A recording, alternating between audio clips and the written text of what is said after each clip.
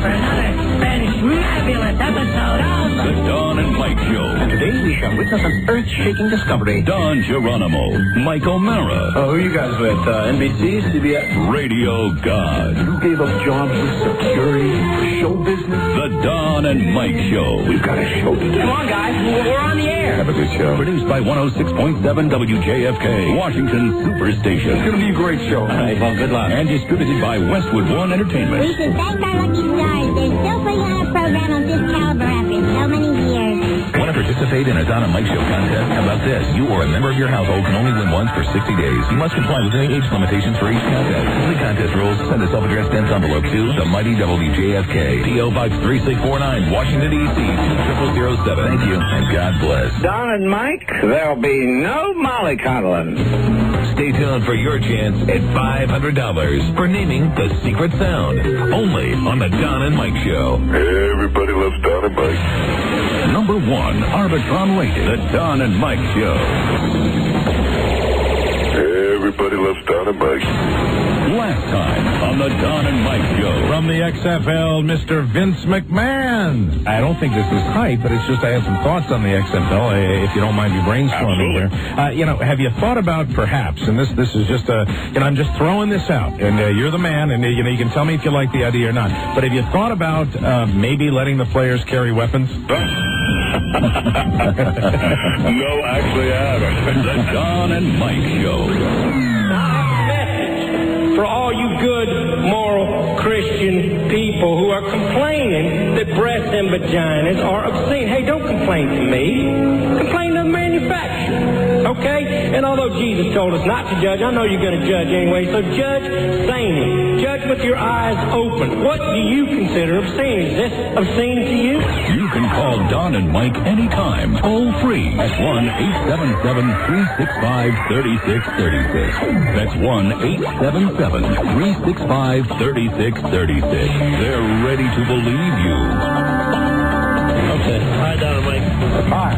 Welcome to our show. Okay. Hi, Don and Mike. Mr. Son of a Beach. Okay. Hi, Don and Mike. Hey, Don and Mike. Roger, don't know good fellow folks. Everybody loves Don and Mike. The Don and Mike Show. And they'll say what they wish. Where else would you rather be than right here, right now? Well, it's a miracle. I'm no longer paralyzed. I'm walking. And I have to thank not a doctor, not a medical procedure, right?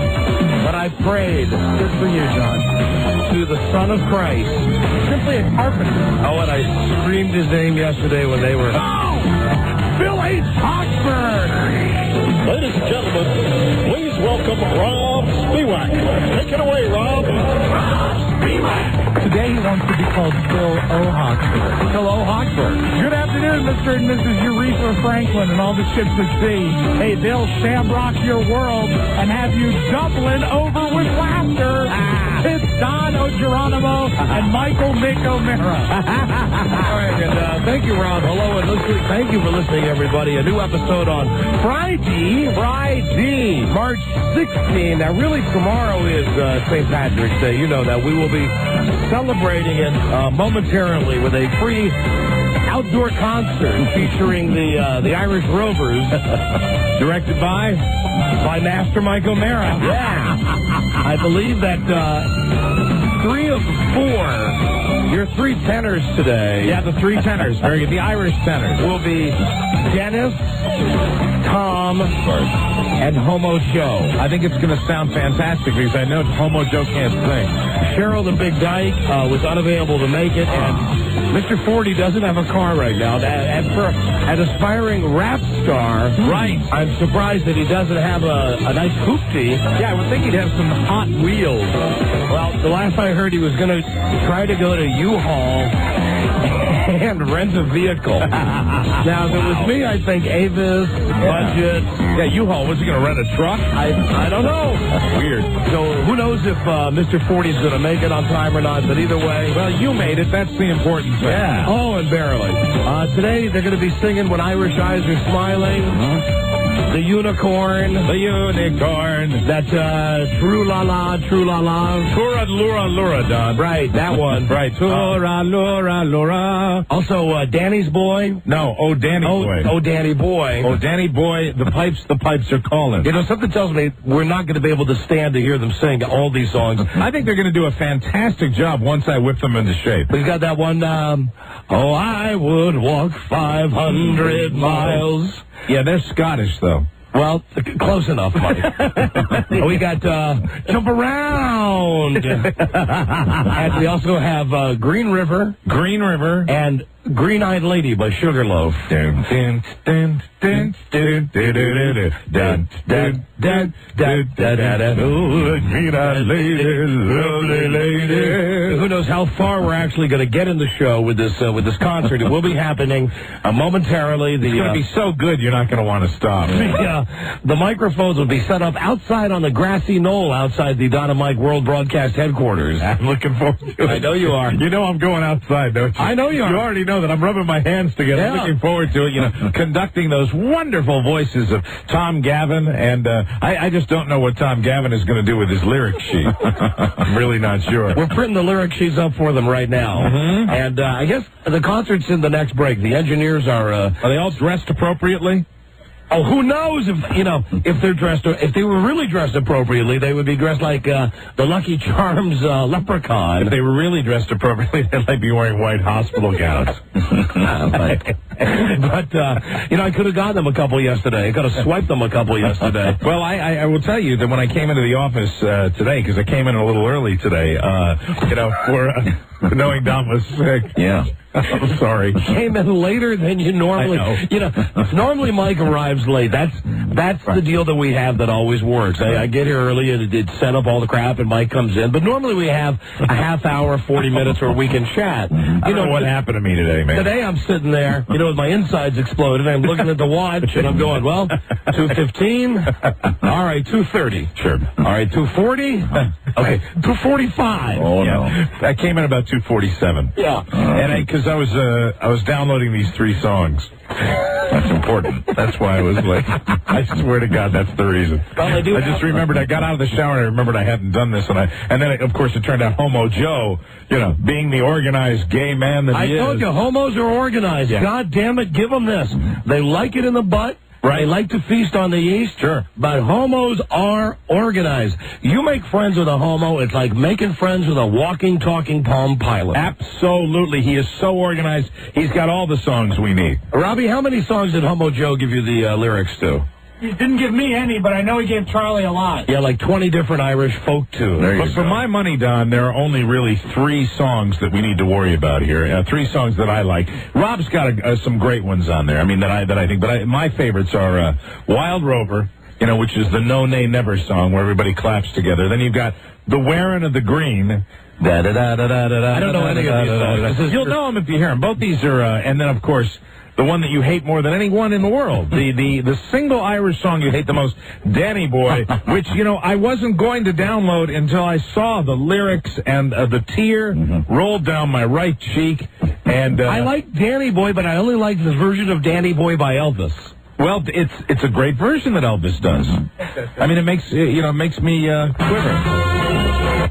Oh, that's McNamara's band, right? Right. Hold on, here we go. Here's Danny Boy. Yeah, now that makes me laugh. Elvis always makes me laugh. The pipes are calling. Well, you'll be out there conducting the 3 tenors. I know. Compose yourself. I'm sorry. I'm okay. It's only the day before St. Patrick's Day. I told Lisa that when she was taking the lyrics from me, I said, make sure that you hand me back the lyrics to Danny Boy, because I'm gonna memorize it. Because I'm going to a St. Patrick's Day party tomorrow night. Shocker. That's a shocker. But if I memorize it, I'll be doing it later on. In the evening. The quiet time. I'd be willing to lay a wager that you'll be singing it whether you memorize the lyrics or not. Yeah, you just do kind of an improv scat version up there. Danny Boy. Oh, Danny Boy. Yeah. Well, listen, I did bring a prop with me today. Oh. This, in fact, Oh, my. Oh. This, right here. This is the strainer. That. What's in there now? That There's is something. What is in the bottom of the strainer? There's something gross in there. That is a blood stain. Is it really? It is a blood stain. Oh, dear. Well, did you rinse it? Yes. It won't come out. It doesn't. It looks out of metal. Oh, my God. It won't come out. Wow. Fresh blood stain just from a few moments ago. That is nasty. This is now, if you don't think what I went through yesterday was humiliating and dehumanizing. And you're tweaking it up. I mean, people should know. I want to tell everybody in our listening audience, I'm going to give Don a round of applause. Oh, even coming in today. Knock it off. No, I know how much pain you're in. Listen, as much pain as I'm in, it is humiliating to go to the bathroom. I cannot just unzip my pants and take a leak. I got to pull my pants down because I've got to put this strainer in front of my wet thing. Now, do you do the Andy Rice? Do you sit? Oh, no. You go into the regular toilet? No, you got to stand because how else are you going to catch it when it comes out? Well, you could actually sit and then put it right underneath and just, as long as you aim your thing in there. Nah, it's easier to stand. Yeah, I would think so, probably. Easier to stand. It's probably better for you to get rid of that thing if you really do start to pass it. If you're standing up, it'll probably be a little shorter order that happens. Yes, the wonderful kidney stone. Now, listen, yesterday, I won't bore you with this, but you have to know how freaking invasive this entire process is. Well, you've been through an awful lot already, and I know you didn't want any more. No. Yesterday, I get to the doctor's office, and because I got one kidney, you know that, and I went through all the crap before, they didn't know immediately that it was a kidney stone. They didn't know what it was. So, they shoot this, dye into you. That's no big deal. And they put you in this thing that resembles like a CAT scan tube, so that they could actually look inside you. They say, well, we don't see anything. Everything looks good. Things look good in there. And I said again, but man, God, it hurts when I pee. It really hurts. So the doctors get together. They have the little doctor huddle. They come back and they say, well, the only thing we can think is maybe kidney stones. Now, I don't know a kidney stone from a Blarney stone. I don't either, but all I have ever heard about kidney stones is that it is one of the most painful things a person can go through. So he says, here's what we have to do. We have to find out if you have kidney stones in there. I say, okay, great. What do we have to do? Well, first thing, pull down your pants. So now I'm sitting on the metal table with the... right there you got me. God. I'm sitting on the metal table with the... and it's got the paper on it, and I'm just sitting there. I still got my T-shirt on, but I've got my pants off and my underpants off. Right. The first doctor comes in and says, okay, this is a 3-part test that we have to give you. God, I'm in pain already. The first part of the test is that we're going to give you an epidural, which is going to numb the bottom part of your body. Normally when you get an epidural, and pregnant women would know this, you get this back by your coccyx. You get it in the back. It's in the lower part of the vertebrae where they put it in between. They put it right into, I think it's supposed to go into the spinal cord. Well, right. I received mine right in my crotch.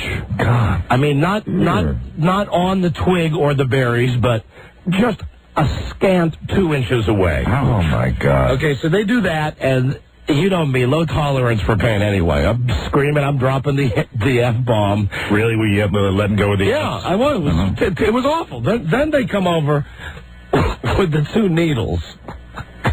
They say, one needle is a shot of cortisone. Right. The other needle is Novocaine. I say, well, why do we need that? They didn't tell me this. They said, to do the procedure. Now, at this point, they have me lay on my back. They got 2 big male nurses who hold my shoulders down. And I'm looking up like this. I'm laying down. I'm looking up to see what they're doing. Sure. And I realize that they are actually oh my God, shooting the needle into the shaft of my wet thing. Oh, my God. Wow.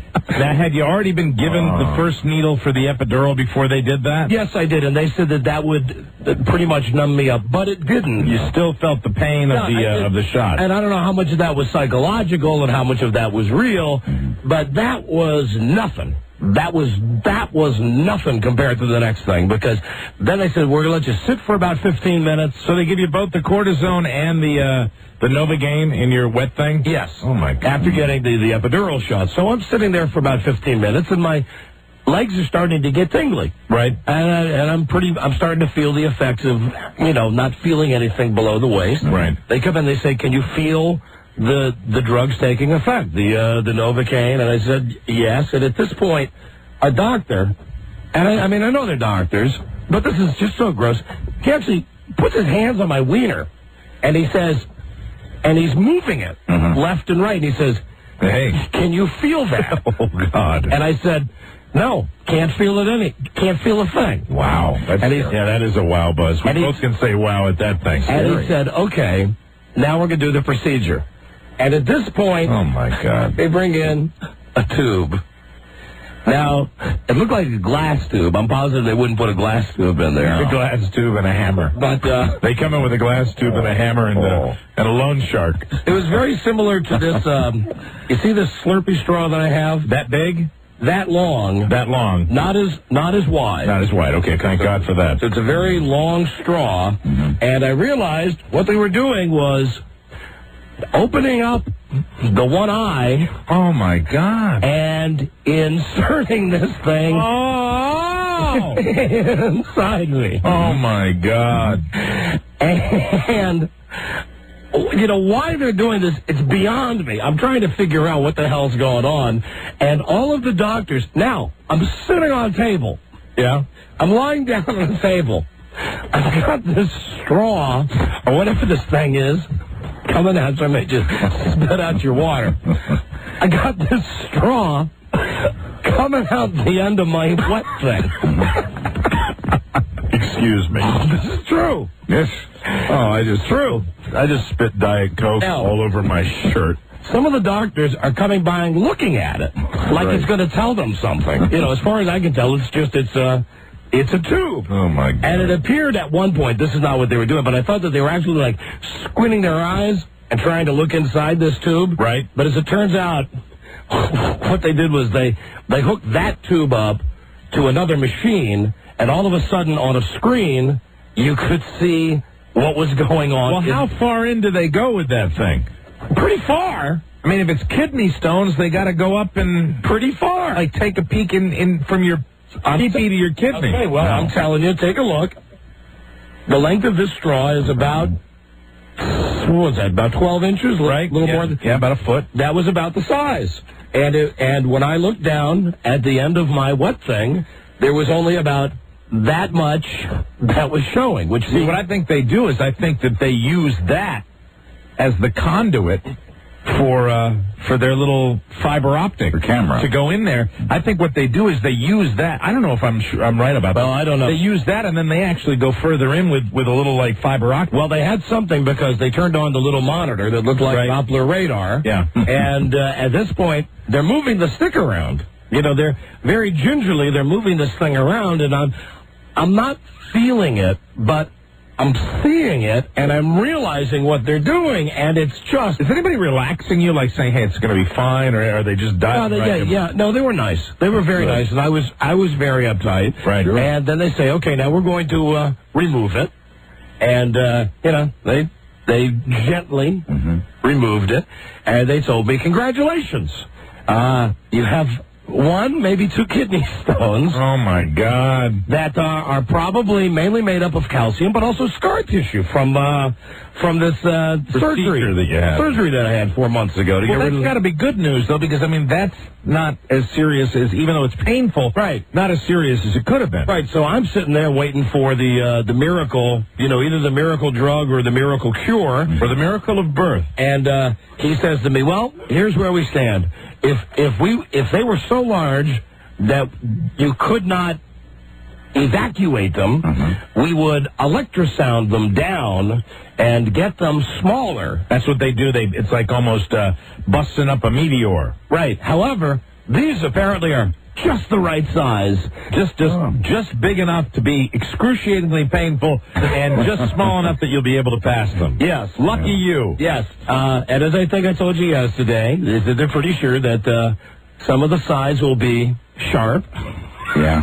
and point. But it won't. But not sharp that it would cut you, right? No. Body has ways of dealing with Yes, it. because it's mainly scar tissue and calcium deposits. There, the 1, 2, or maybe more. I don't know how many there are in there. So probably no more the size of a back tooth. The biggest that they would be maybe a full-grown baby tooth. Yeah. That's how big they are. I think it's huge if it's going down your penis. Yeah, I know. And now they got to come out. Don't they equate it with, like, getting something in your eye? It might be very tiny, but the level of pain it causes you is very significant, and then you multiply that by 150 million? Yeah, and I was out of my mind yesterday to begin with, and, they did nothing to reassure me. They just said, everything you felt today, it'll be times 1,000 when you finally pass the kidney stone. And everybody... But then sweet relief. I've also heard that, too. Yes. Once you do that... When it's over, it's over. Gone no longer. When it's over, it's over. If you have just one. It's a waiting game. So now, we're going to open up the show today with a pool. And everyone is eligible on the show to enter the pool. When will I pass the stone? It will be in the next 5 days. Now, you said that you're experiencing pain now. Yes. Is that pain from all the stuff you had done yesterday? I don't know. Or could it be that maybe you're in the process? No, is it so painful? No, the doctor said when it happens, you'll know. You'll know it. All right. I mean, you'll know it like you'll jump up and down and want to jump out a window. Right. And I know this also because every person apparently in the world who's ever had a kidney stone has now called me over the last 24 hours. Sure. Well, they called the show yesterday, too. We had a lot of people. Do you know we had guys call with 20 kidney stones? Oh, Christ. 20 kidney stones. Christ's sake. So, here's the deal. I'm going to put up $20. Okay. And I'm going to say, because I'm an optimist. Now, the pool is based on the first kidney stone being passed, and what day it's going to happen, or what hour? What day? What day? What day? I got $20 that says I pass it Sunday. All right, I'm going to put 20 up that says Saturday will be the day. I would gladly pay you that. Buzz, would you like Monday? I'll take Monday for sure. Absolutely. Rob, that leaves you today. Either today, which they've assured me is probably not going to happen. Okay. Or Tuesday. This contest could last all the way through next week's shows. Right. No, I think I'll pass because you already got what I wanted. I have a very strong feeling about 8:30 Sunday night. Oh, you got... Yeah, I think you'll be out of pain by the Sopranos. 7, 8, really? 9, Yeah. 10. I do. All right, then here's my 20. My 20 is on Sunday. And keep in mind, I can't influence this. Right, because right. Trust me, if I could push it out now, right, it would be gone. It would be out of me right now. So, and anybody else in the building that wants action on this, if you want Tuesday or Wednesday, sure, we're open for that, and it's winner take all, and this is just on the first one that passes. Here you go. Here's my 20, Rob. Okay, Robbie, and here's my 20. My 20's ready. Yeah, There right you go. here. Okay. Don't forget, I got Sunday. On Saturday, and that means I have the whole day. Yes, that's right. That's if you get up in the middle of the night, like at 12:01. Yes. Tonight. We will keep an accurate record. Tonight. God, I'd love it if it was tonight. I would absolutely love it. Middle of the night probably be the best time to do it, I would think. All I know is that I'm ready for it to pass. And you got to yesterday... go right back to bed after you have all that pain. And yesterday... now, this is the part that's really funny. Wendell's coming in. Wendell wants some action. Wendell, what do you... I got 20 on Tuesday. Tuesday, all right, give it to Rob. Hey, Don? Yeah. I hate to interrupt, but did you meet the new sound man for crap? Your Mike sound guy? Yeah. There you go. Wendell Hall, ladies and gentlemen. Good choice. That's if we get to, when we go to the next level. And we're not even at any level yet. All right. Well, Wendell is crap. Yes, he is. Wendell's part of crap now. Congratulations, Wendell. Thank you. I've always felt like crap, and now to know that I am crap.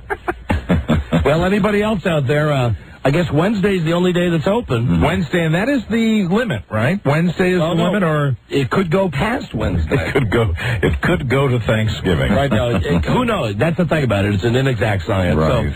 So, yesterday when I called you, I just gotten home and I couldn't feel anything in my legs. And by about 4 o'clock yesterday afternoon, seriously, I was sitting in my cave watching television, and I had my Frida had put my feet up on the coffee table. That was what people heard in the background when you called in. It was not the radio. It was the television that was on in the background. We had a guy, some joker called yesterday and said that when you called in, you had your radio turned up too loud, and we assured him that was the television in the background. No, I didn't even have the radio turned on yesterday. There you go. I was flat on my back with the TV on. It's just a wiseacre. So the thing is, my leg falls down. And just collapses? Yeah, I mean, no, it slides off the table. And now at this point, I realize what Christopher Reeve feels like. Sure, I mean, anybody gives you empathy for those folks. Because I can't lift the leg up. I'm sitting down. Right. And I can't, and I'm like screaming, going, help! Help! Somebody help me! Help me! And at this point, Frida was out picking Bart up from school, and thank God, Alicia, our cleaning lady, was there. Right. She came in, hi, what's wrong? I said, hi, you gotta pick my leg up. And she said, what? And I had a shot that I was feeling.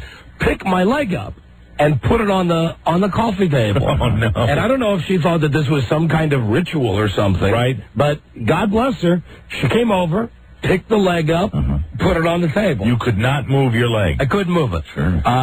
Frida brought Bart home from school, from carpool. He immediately wanted to come in and see, is it true you can't feel anything? Right. And I said, yeah, I was telling you, I got, I'm like a lot of people. I'm real ticklish right around my kneecaps, that if I'm sitting down and someone comes over and gives me a little squeeze there, I'm ticklish. And you get turgid, don't you? Oh, yeah, absolutely. Rock hard.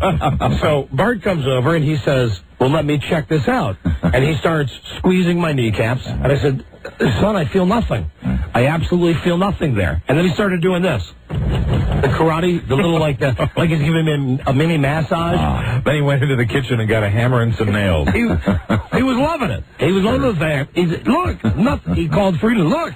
Hey, Dad can't feel anything in his legs. You got to be freaking out a little bit. Yeah. And then when I had to go to the bathroom, both of them would have to come in and actually, by my hands, pull me out of the chair and kind of walk me Herman Munster or Frankenstein style to the bathroom. How did that feel? Bad. I mean, did you feel like you were going to break a leg or something like that? I mean, no. I would imagine with you putting weight on yourself, you had to. Pretty much my feet were just dragging. Right. Wow. I was not even able to lift my feet, so they were just, they're just kind of pulling me along. My feet are dragging. Oh, my God. And at one point when they brought me into the bathroom, I said, I got it. Don't worry, I got it. And I was balancing my hand on the sink, and I realized that I went to pull down my sweatpants. All of a sudden, I swear to God, I said, hey, I fell! I fell down! I fell down! So at that point, they had to come in the bathroom and actually picked me up because I had fallen. And you couldn't get up. And I couldn't get up. Hey, I'll tell you, it certainly is an education, isn't it? Yeah, it is. Makes you realize what certain people go through every day. Yeah, what a bummer, man. Man, really, absolutely. Jesus, that sucks. But just like the doctor said last night by about 9 o'clock, I got the feeling back in my legs a little bit. You were walking. And I was able to, that was a great moment because I was, announcing to everyone in the house, just reading Bart, hey, look at me. Was there any pain from the procedure itself? Yeah, a little bit. Like they have to say there's a lot of traffic up inside of your pee hole. There sure was. Wow. There sure was. There sure was. And the last thing that the doctor said to me before I left yesterday was, and absolutely no sexual activity until you pass this stone. Like I'm going to be able to get it up right now. You don't want to shoot one of those kidney stones where it's not supposed to go. Like he's not already scarred me for life, right? Psychologically with the sticking the tube in me. Yeah, I mean, you got to be careful with that when they're messing with your plumbing, So anyway, that's all I got for you. And your color looks good. Your color looks very good. Yeah, I feel all right. And I got my strainer. There's something on it. Some blood on it. And I've got my baggie. Just in case it comes out today. But they did give you a probability that it wasn't going to happen today? No. Said most likely it would not happen. What do you want in, Rob? Or No. The money? I just have a question, point of order. If you do pass it before Saturday or after Tuesday, does it go to Mike or Wendell because they're closest to? No, then someone else. If it doesn't go by Tuesday, then everyone gets their money back? No, then somebody else can. Then you got to put another 20 in, I would think. Yeah, that's true. If nobody has picked the outside days, then we start all over again. Okay, then but that money stays in the pot, though. So does anybody have Friday? No.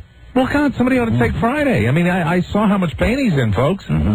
Somebody ought to take Friday. I think there's really a chance it could happen today. God, I pray it happens That'd today. be great, wouldn't it? Friday I pray it and happens Wednesday today. both open. But I talked to the doctor at about noon today, and I called the doctor's office right before the show when I had my painful urination, and the girl at the doctor's office said, this is the normal procedure. Was she showing you the Quan?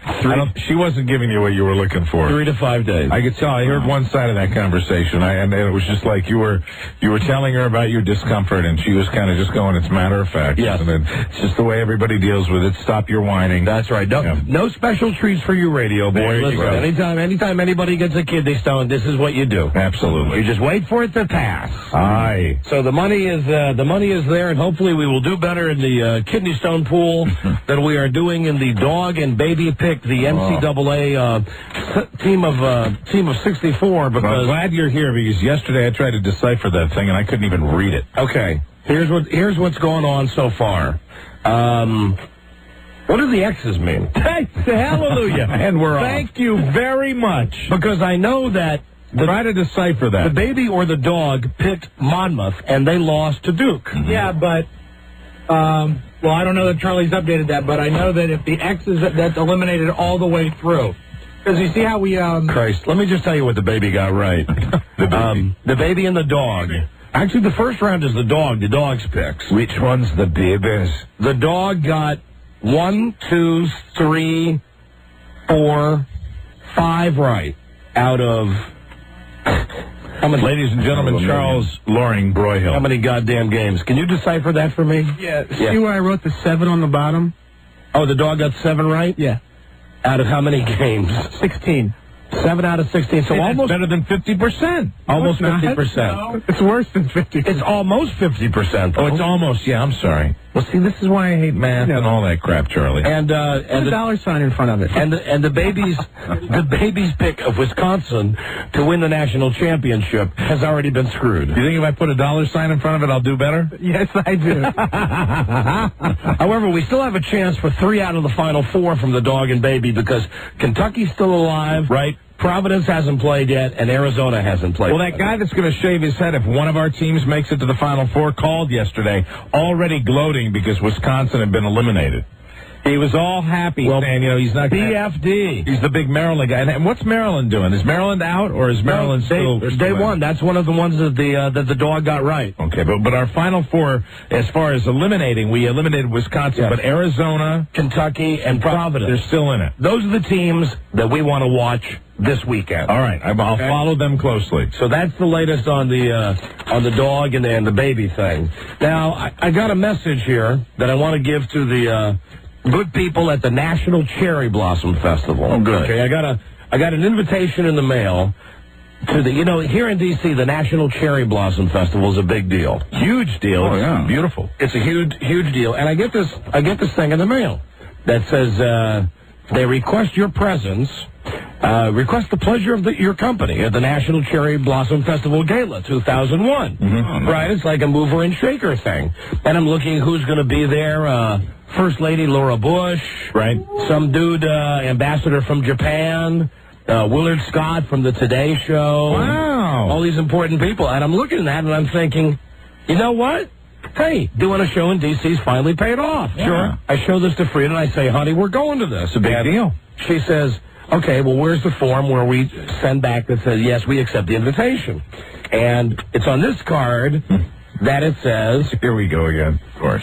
$5,000 corporate sponsor, or $2,000 host and hostess, or simple admission, $1,250. Jeez, these are your Republican friends again, I think. Here's what I want to say. I want to say, F you, stop inviting me to things that you want me to pay for, because that's not an invitation. No. An invitation is when someone sends you something that says, come to this party. Mm-hmm. Well, yeah, and, not to say the big celebrity thing, but...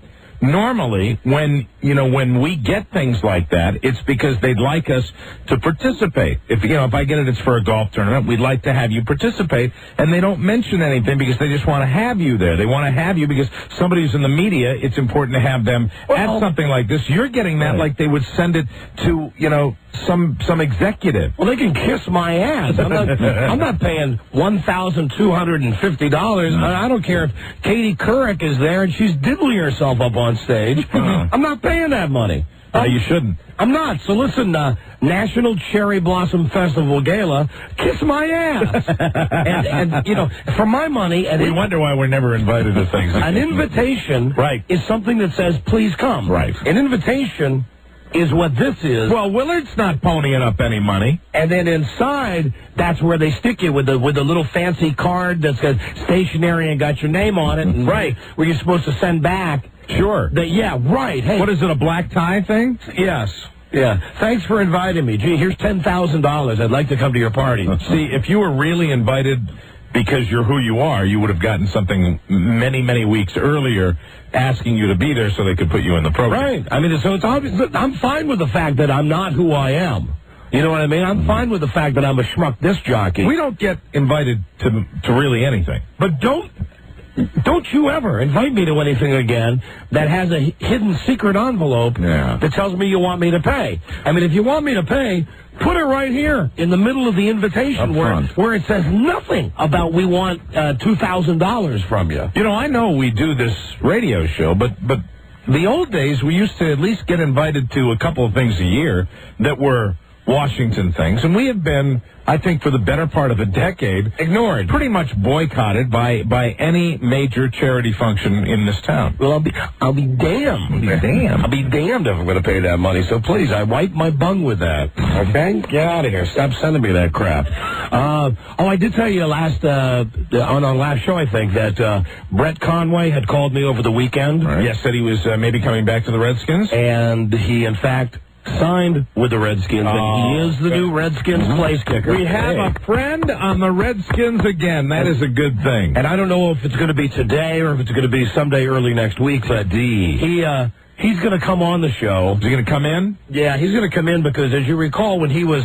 canned by the Redskins 4 weeks into the season last year, he came in and it wasn't so much what he said, it was what we said. We kind of... he didn't want to do any bridge burning, and it proved to be a smart move on his part. Well, it doesn't matter now because, the administration's out of there. Right, but... The normal administration. No, it wasn't him. Apparently, it was Bug Eyes. Oh, really? It was Serrato. Vinny Serrato, who's also gone. Who got rid of him. So I think Brett's coming on the show in part to celebrate the fact that he got his job back with the Redskins. What a great guy. Nice guy. But also, I think he has to come on the show so we can kiss ass with the Redskins to say that... Make nice? Say that the bad stuff he said was not about the current Redskins administration. Is he going to bring his hottie girlfriend or hottie fiance or hottie wife? I don't know. Charlie's in contact with him. So didn't you tell me he's got a hottie? He is a POA. All right, very good. Hope he brings her. An absolute POA. So that's good news. We're always happy. Brett Conway, we're happy he signed on with the Raiders for one game last year on Monday Night Football. Well, I also think it's a good,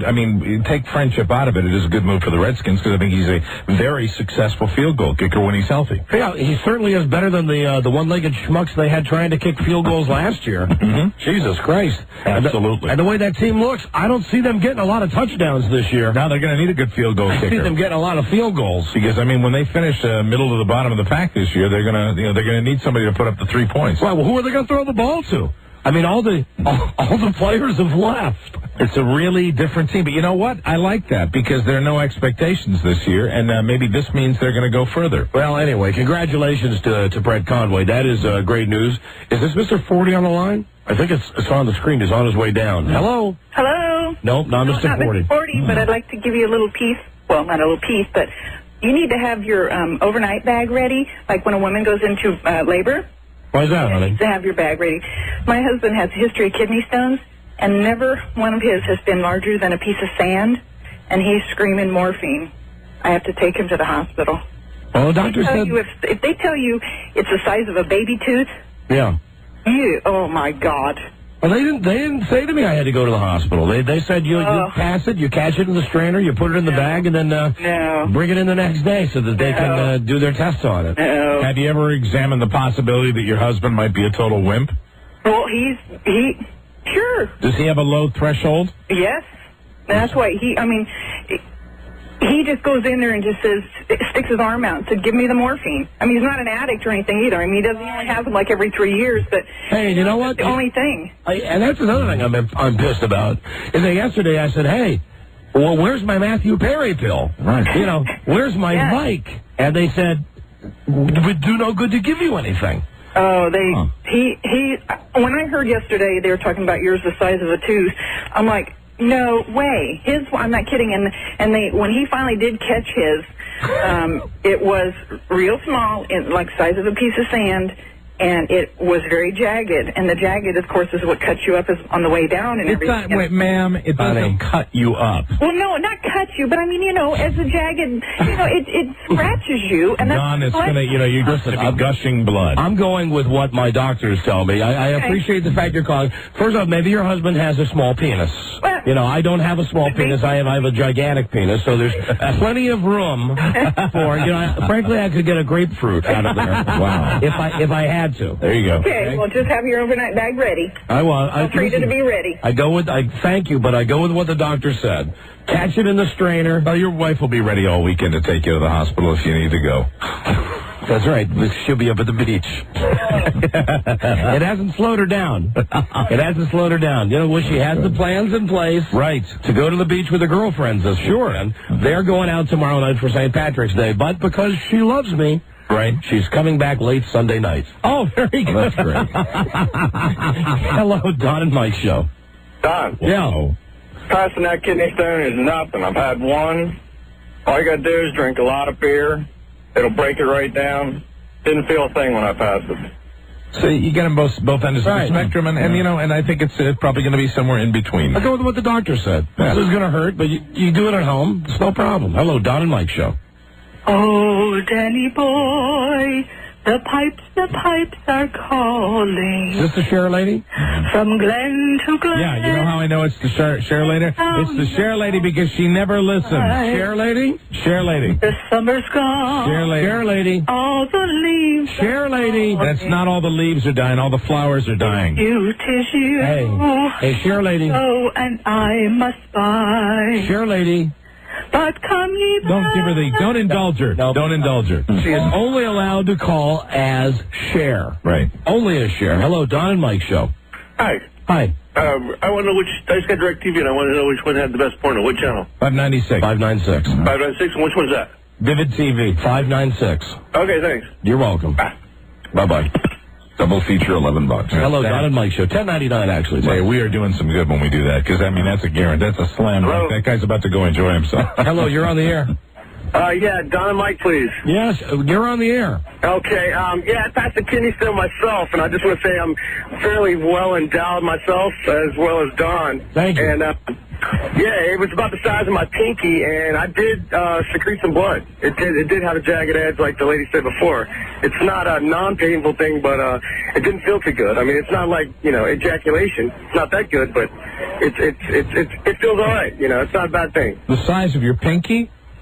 Yeah, it's about the size of my like from the last digit down. The last. All right. Okay. And you're saying that for you it was a pleasurable experience. Well, it wasn't so much pleasurable, but I mean, when it came out, it's like, oh Jesus, it's like ejaculation. It's like, oh, a climax. All right. Hey, how about that? I'll try to look at it like that. Thank you. Hello, Don and Mike Show. Hey, Don, don't sweat it at all. I had one that was a lot bigger than a piece of sand, and the only bad thing is before it came out, dropping down your kidneys, you would have a lot of blood in your urine, but... I do. Yeah, I do.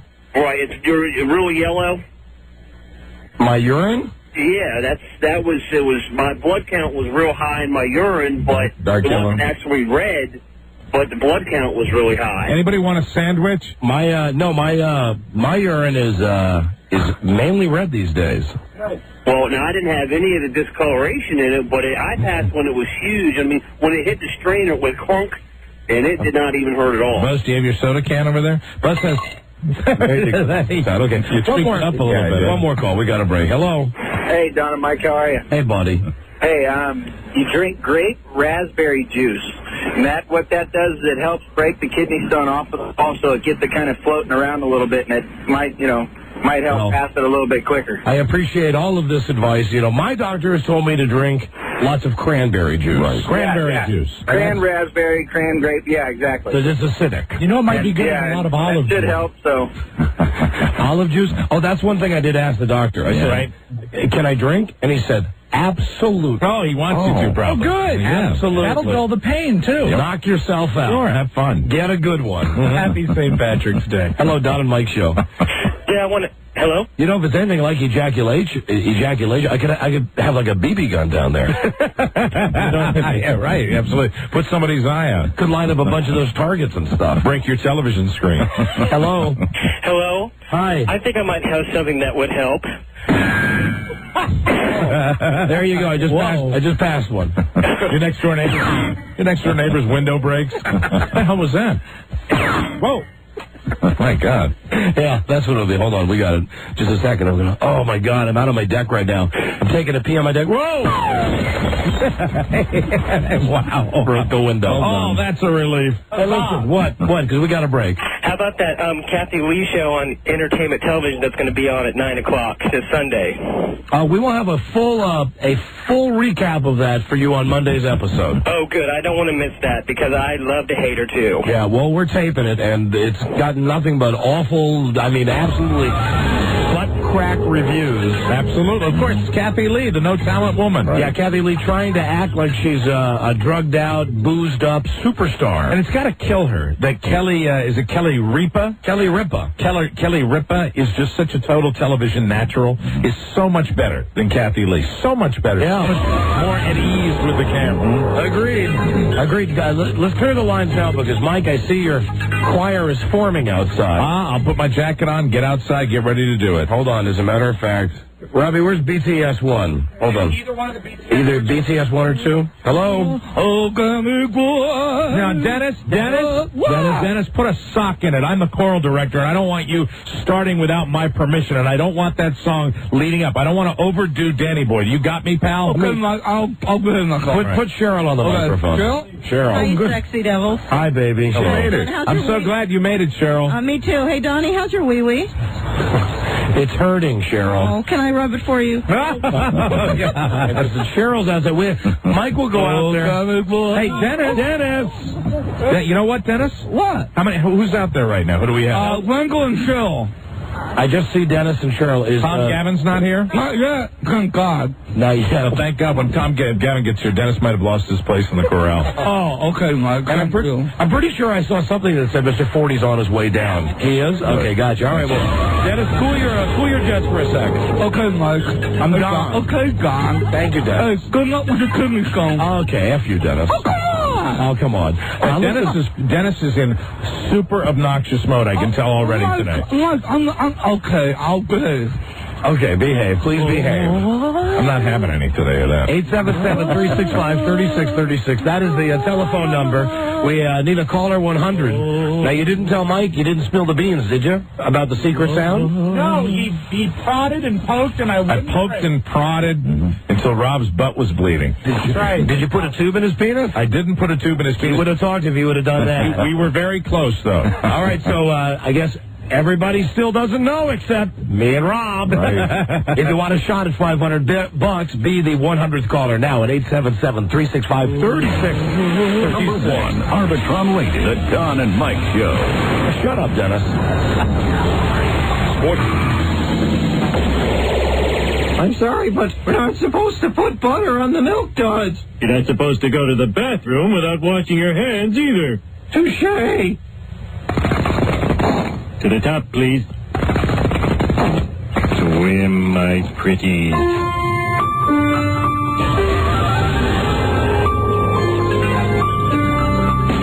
Hellcats of the airwaves, the Don and Mike Show. Yeah, call 100 time. Hello, Don and Mike. Yes, I'm caller 100. Yes. Hello. Yes, you are. Well, great. That is great. What's your name? Jim. Jim, where are you calling from? Sacramento. Beautiful. What are you calling from inside a tunnel or something? What's up with your phone, man? I'm on a cell phone. Okay. All right. Are you in a bad reception area? No, it's fairly good where I'm at right now. You sound a little distracted. Yeah, I'm driving. Okay, would you rather that we play with someone who can give us their full attention? Yeah, I'm going to pull off here in just a second. I'll be off the highway. You know, we've had phone calls from people that have been driving before, but what does that sound? Radar detector. Cool. How fast were you going? 50. Do you have trouble concentrating? No, not at all. Okay. Have you pulled your car off yet? Yeah. Okay, beautiful. Yeah. Thank you. Gotcha. See, now we're talking to a whole different guy. Yeah, because now he's not driving anymore, and he can give you his undivided attention. Here we go. Hi, now, what's your name? Jim. Jim? Yes. Sounds like the same Jim to me. There seems to be a little delay. Is there a delay, or what's going on, Jim? I don't know. All right, Jim. Well, listen, happy St. Patrick's Day. You won a box of Lucky Charms cereal. Hey. Oh, wow. Happy St. Patrick's Day from General Mills.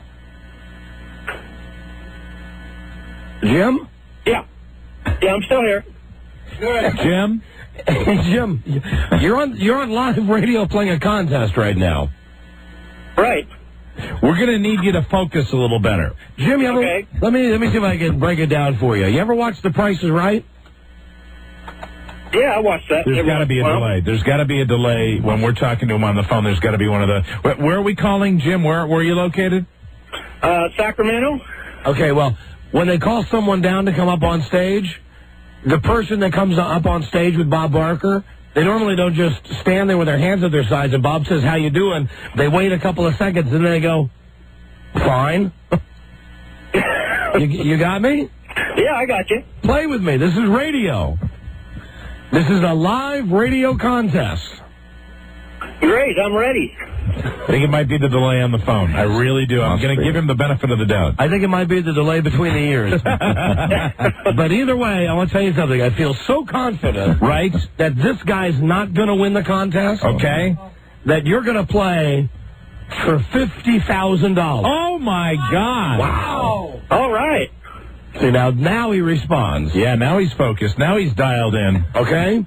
That is 100 times the normal prize. Right. Right? 500 times 100 is 50,000. Mm-hmm. So you'll play for $50,000. Okay.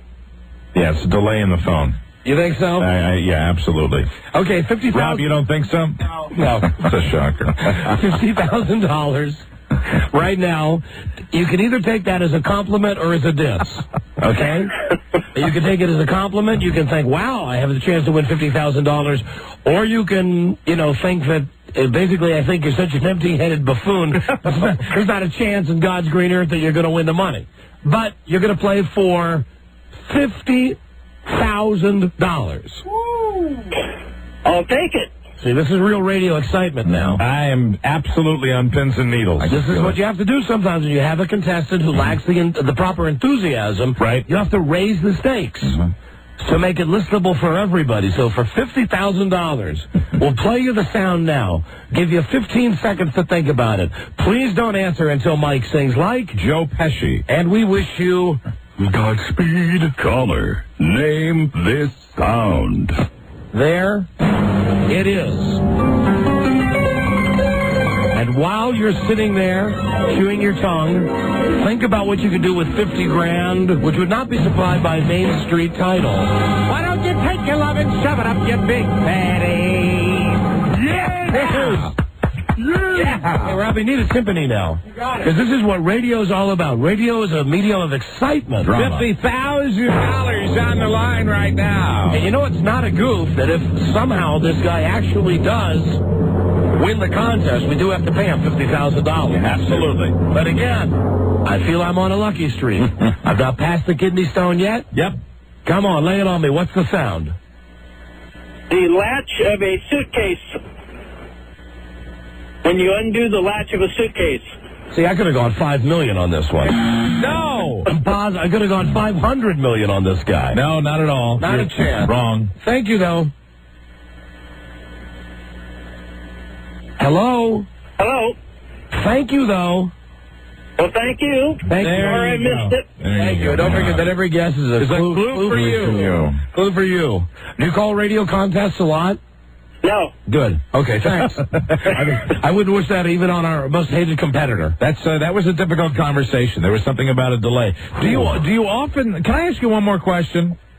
Sure. Do you often have a delay between somebody speaking to you and you answering? I've never noticed one before. All right, turn your radio up. Radio contacts a lot? No. Good. Okay, thanks. All right, did you hear that delay? Yeah, I know what you're talking about as far as the delay is concerned. Okay, so the delay, what do you think is causing the delay? I haven't a clue.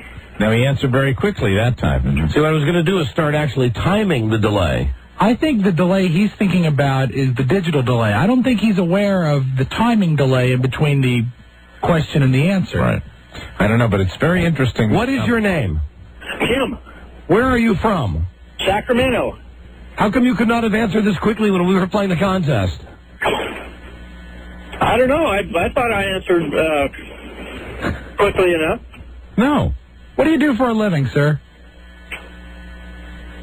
What do I do for a living? Yes. Right there. Now, right there. Turn your radio up. Listen to this. Quick. Turn your radio up. Turn it up now. Leave it up. What is your name? Jim. Where are you from? Sacramento. How come you could not have answered this quickly when we were playing the contest? I don't know. I thought I answered quickly enough. No. Yeah, I heard it. Now, you didn't leave the radio on long enough to actually hear it. He's a home run hitter. See, we have a 16-second delay. Let's try this again now. What is your name? Jim. Where are you from? Sacramento. Who's your favorite movie star? I don't have one. What is the square root of 400? Geez, I don't know. I'm not a math major.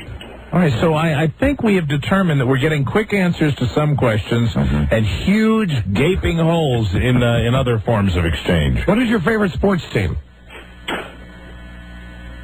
Favorite sports what? All right, now, turn your radio up right now and don't turn it off until you hear yourself answer that last question. Square root of 400. Geez, I don't know. I'm not a math major.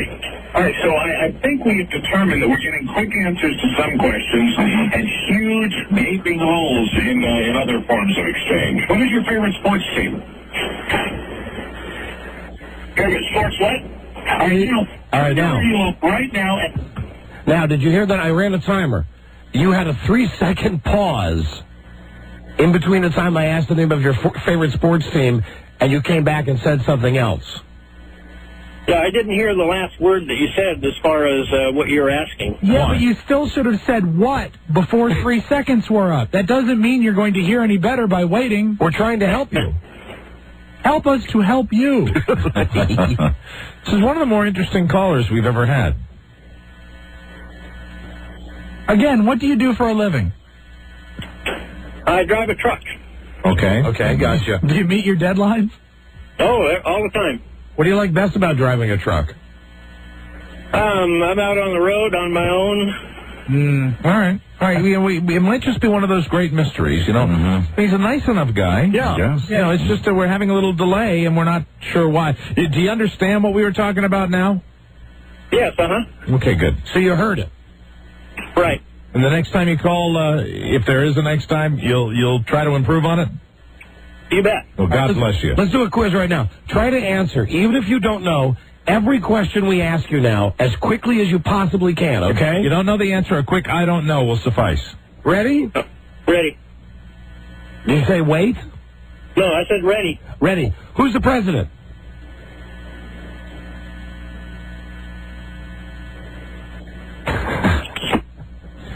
He didn't want to play anymore. He didn't like that game. We were just trying an experiment. Trying to help. It was simply too much. You sure were. Things are different on the West Coast. Yeah, sometimes they are, Rob. Sometimes they are. Don and Mike show. Hey, Don, I wonder if you can answer a question to settle a dispute for me? Yes, sir.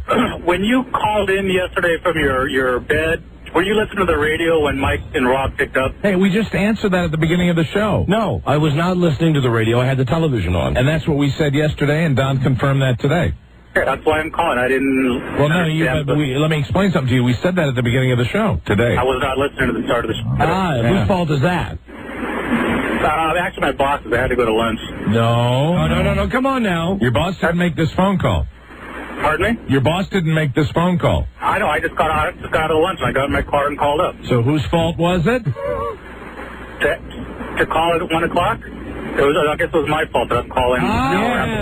There we go. Thank you. Yeah, and how dare you? Hey, with all the lecturing I do to people about turning the radio down, do you think I would really call this radio show with my radio turned up?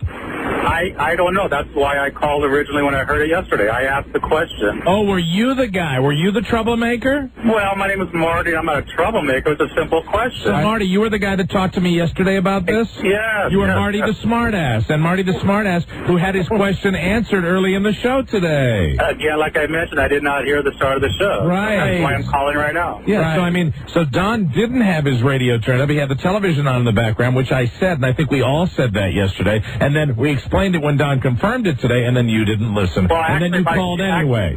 Mike, actually, you said he didn't have anything in the background. If it was anything, it might have been his TV. That's what I said. So you were speculating yourself, too. No, I wasn't. I think, absolutely not, Marty. I think Marty, you have relinquished your right to be a ball buster because you didn't listen to the show. I'm asking to settle a dispute, so I got the word from Don. Now that he answered the question, I can... No, Marty, but the fact is, Marty... It's settled, Marty. It was settled earlier when Don answered the question when you weren't paying attention. And the rest of the listeners want to thank you, Marty, for making us repeat it.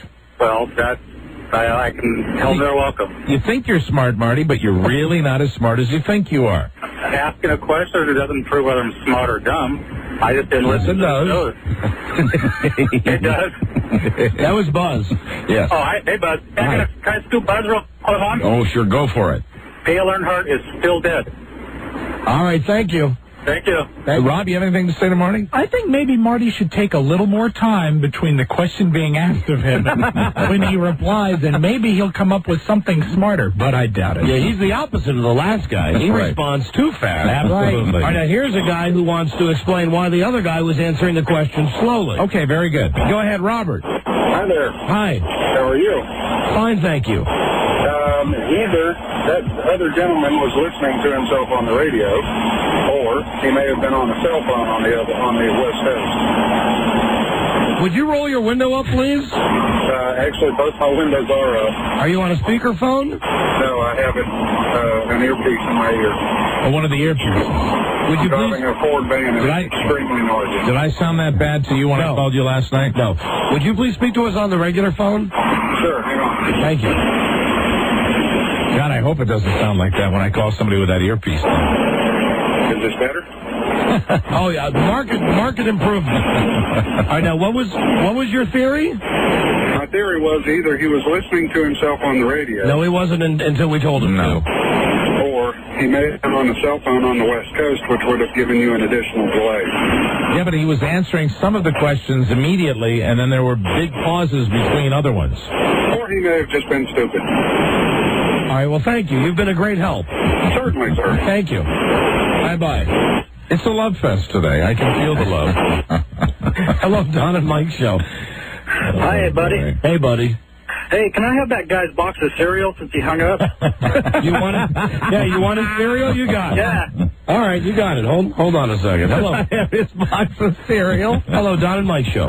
Hey, Don, I was wondering if you're going to give away your kidney stones like you were doing with your eyelashes and boogers.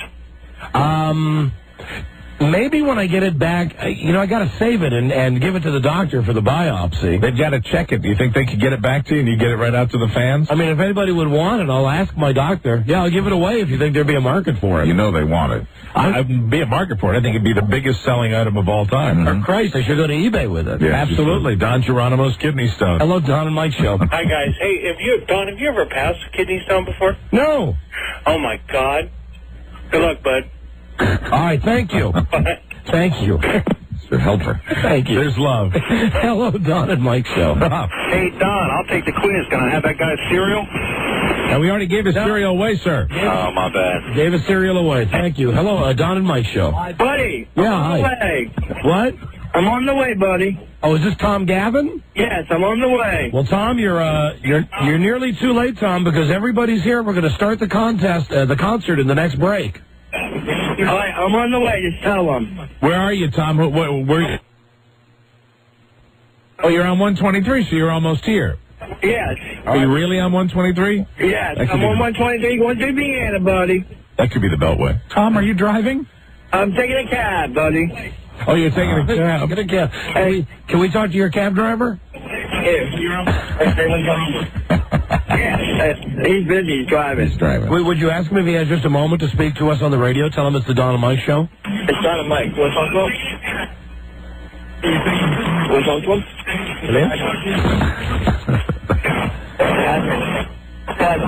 Hello? Hey, he's busy driving.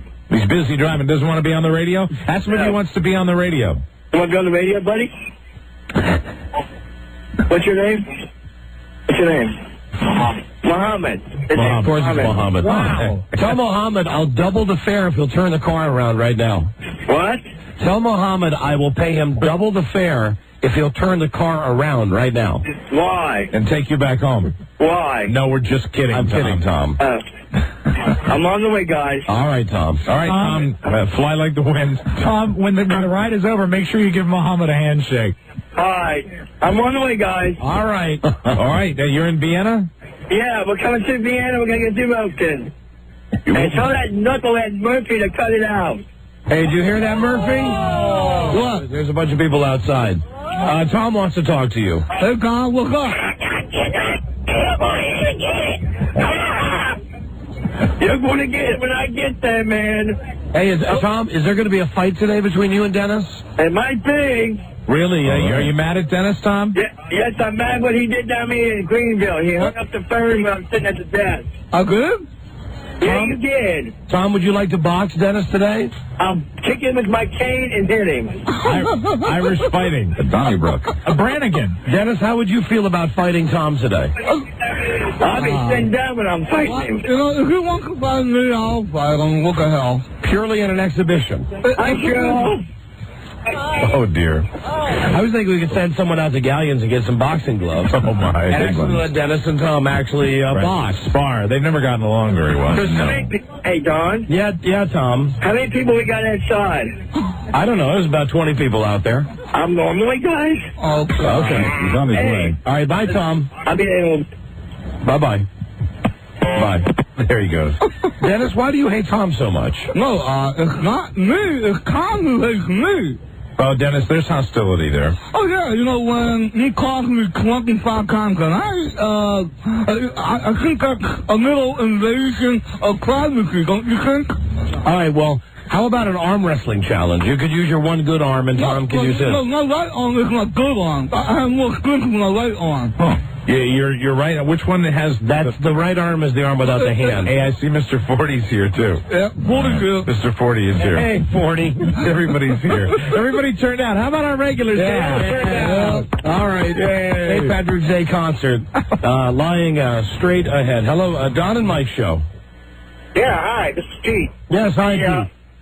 I was up in Pennsylvania picking up a surf bike, and I had to wait for a while. I picked up a copy of this magazine called FHM, and they got an insert in here. It's like the girls' TV. Let me guess. Leah Remini's in it. Oh, you know about it. And you can see her nipple. Yeah. Right. Yeah, oh, you know about it. Okay. Yeah. Oh, sorry to bother you guys. No problem. Didn't you call yesterday and say Don had the radio turned up? Hello, Don and Mike show. Don. Yes. Hey, I wanted to ask you about your procedure with the scope. Yeah. Did you happen to watch it? When they put the thing in, yeah, it was like watching Doppler radar. Because when I had it, the guy, before he put the scope in, the doctor put the spring-loaded thing in the head, and it opened it up to like the size of a .44 Magnum. Oh, you mean the head of your wet thing? You know, No, the they head of didn't- your ding-a-ling. You know, they may have done that to me. I'm not sure. I know a guy that had it done once, and before the procedure started, the doctor put it in his mouth.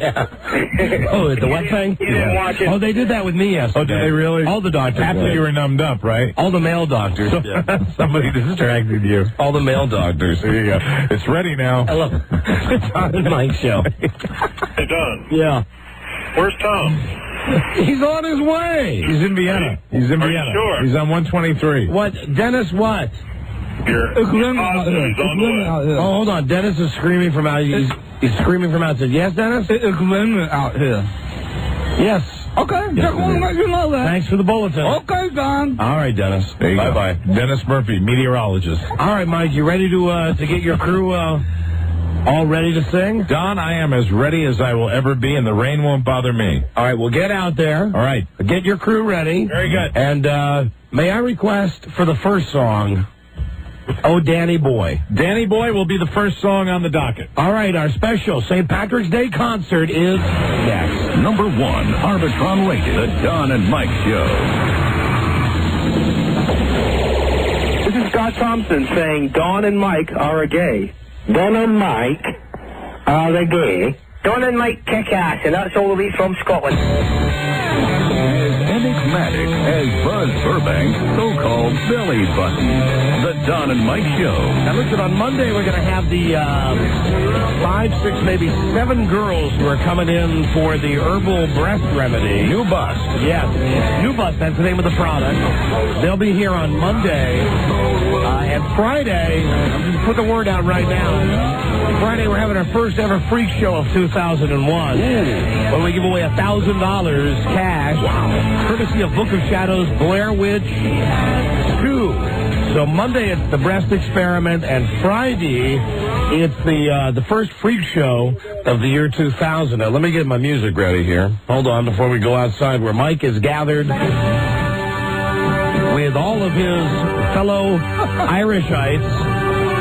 How come I only hear Dennis? Hi, Mike. Hi, how you doing, Don? Now that we're outside here, Don. We're outside in the rain, in the cold rain of the on St. Patty's Day Eve with our Irish chorale.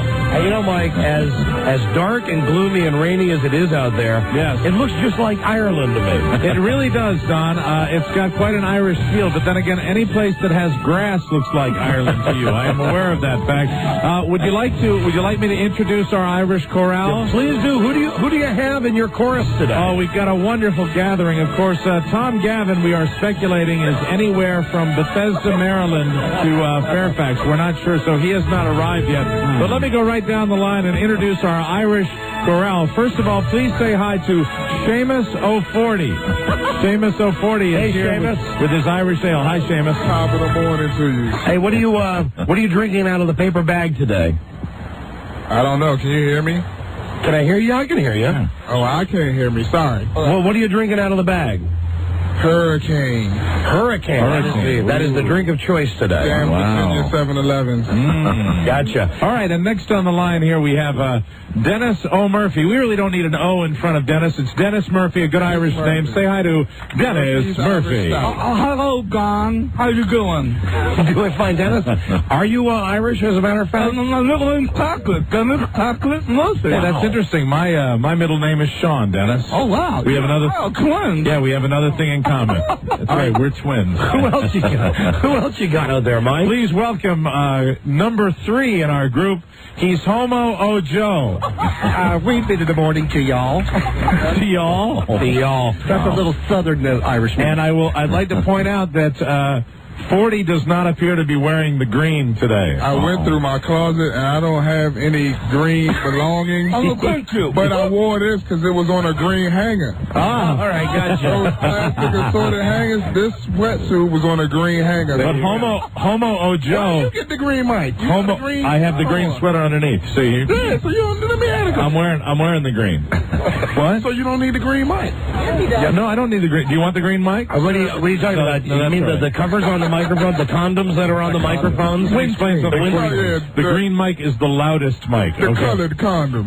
Hey, Homo O'Joe is wearing a green green turtleneck. Has Tom Don, an orange cab has just pulled up. No, it's green. An orange cab. And I believe Thomas O'Gavin, who is wearing, he appears to be wearing burgundy and gold. A jacket with some sort of team logo on it. He's wearing green under his fingernails. Now is the here he comes. Is the cab pulling up right up front here on Main Street, or is it off to the side there on Oak Street? He's got his cane.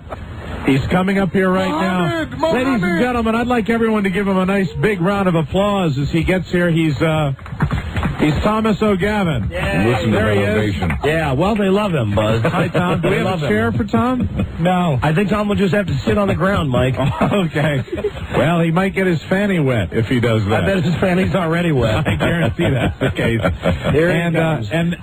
Thomas O'Gavin, come right over here. Run, Tom. What's that, Mr. 40? What? No, I didn't know she was getting a chair or... I think someone might be getting a chair. And let's please welcome Cheryl McDyke. Cheryl the Big Dyke. Hi, Cheryl. Top of the morning to you.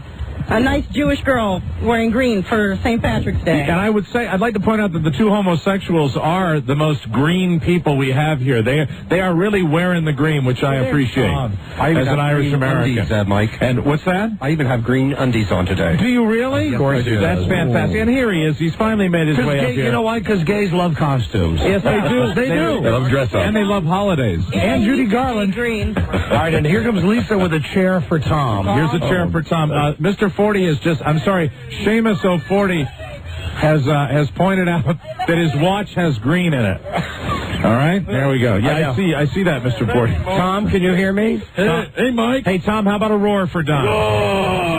Tom O'Gavin. Tom, can you tell us, what does St. Patrick's Day mean to you, Tom Gavin? Tom has just put down his microphone. Tom, pick up your microphone, please. Hey, Tom. Tom, pick up your microphone. Don has just asked you a question. What is it, Don? What does St. Patrick's Day mean to you, Tom? Irish.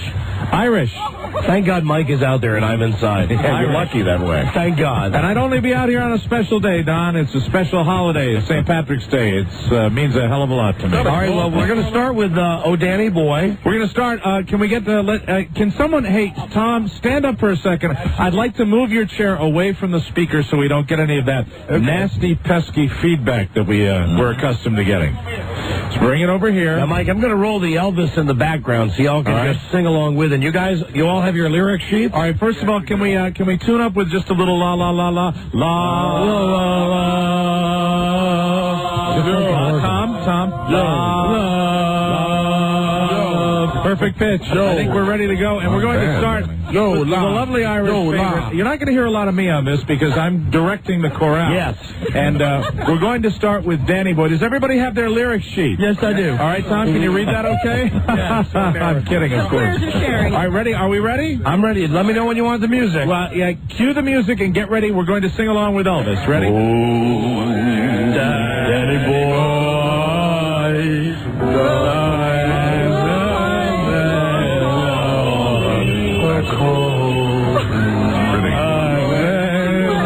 Yeah, everybody. Sounds good. Louder. Come on, Tom.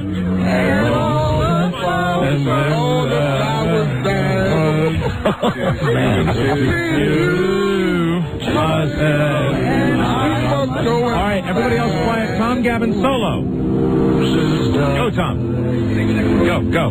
I need my mic up a little bit. Yeah, turn his mic up. Go, Tom. Go. What's the next song? Hold on, Here we go. Hold on, Mike. I'm going to start it over for Tom. All right, we're going to start, and we'll start out with Tom at the first. Tom, it's Oh Danny Boy. Oh Danny Boy. You ready? All right, here we go. Listen to Elvis, Tom. Start there. Here we go. Oh, just Tom. Oh Danny Boy. There we go. Very good. The pipes are calling. From Glen to Glen. Don, this isn't working. I'm trying to get. You told me to be nice to everybody. I'm getting a little pissed. All right, Mike, hold on. I'm going to go with an up-tempo next. All right, what are we doing? Hold on. McNamara's Band. All right, hold on, everybody. What number? All right, hold on. What number is that? Number 4. It's number 4, the one before. preceding the page, McNamara's band. Are we ready? Yes. All right, here we go. Now, this one is very fun. This is, well, my name is McNamara. I'm the leader of a band. And no, we're falling number. Right, Tom? Yeah, very. Tom, you have to hold the microphone up to your face. That's the right page on there. I'm remembering what you told me, Don. Be nice, Mike. You wanted to be out there. I know. Is there a rap solo in this one? Yes. We can do it. We can improvise. Okay. All right, now, are we going to be cued to the music with this one? Is that what we're going to do? There's an intro. There's a slight intro. Okay, we need, Wendell, is there a way of turning that up just a little bit? Hey, here we go. Yeah. And I think you guys come in right about now. Go. Good. Very good. Yeah. Sing.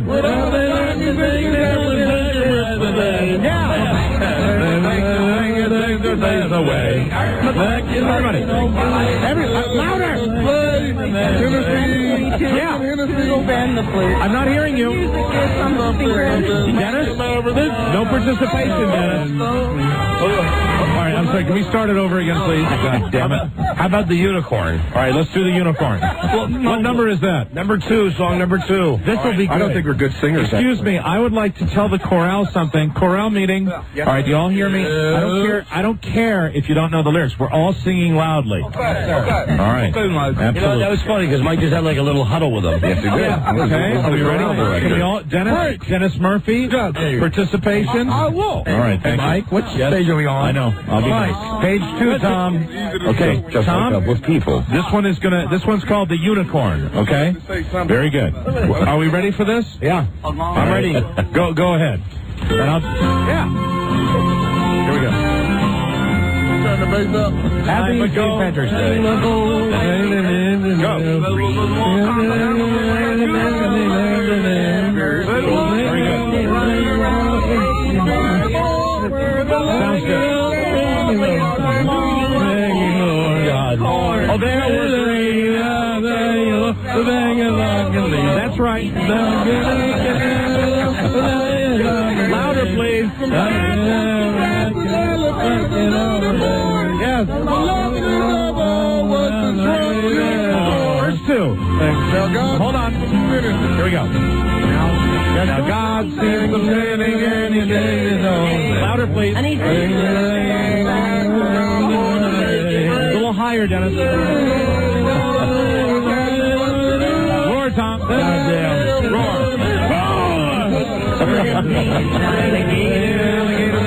And long everybody. Oh, fantastic. Tom, roar. Very good. Mike, let's try another one. Hold on. Stop. Cut. That was good. Don, I think that was our unicorn. I think that was our best yet. All right, let's try When Irish Eyes Are Smiling. What number is that one? Number 1. Number 1. Now, ladies and gentlemen, chorale meeting. Everybody, come in here close. Okay. Listen, we all have to really try on this one. All right. Okay. We've been slacking, and let's just try to do it our best. All right, Tom, are you with me on this? Yes. Tom, all I ask is that you keep the microphone up to your face so like this. Sing it nice and loudly. Okay. Ready? All right. Okay, break. We're ready for this one, Don. We can do it. All right, here we go. The Irish chorale singing. All right, here we go. When Irish eyes are smiling. Louder. Very good. Tom. Very good. God damn. What do you think? We're humming on this. Oh, yeah. You kick it out. Nice and loud. Right and gay. Yes, from Homo John.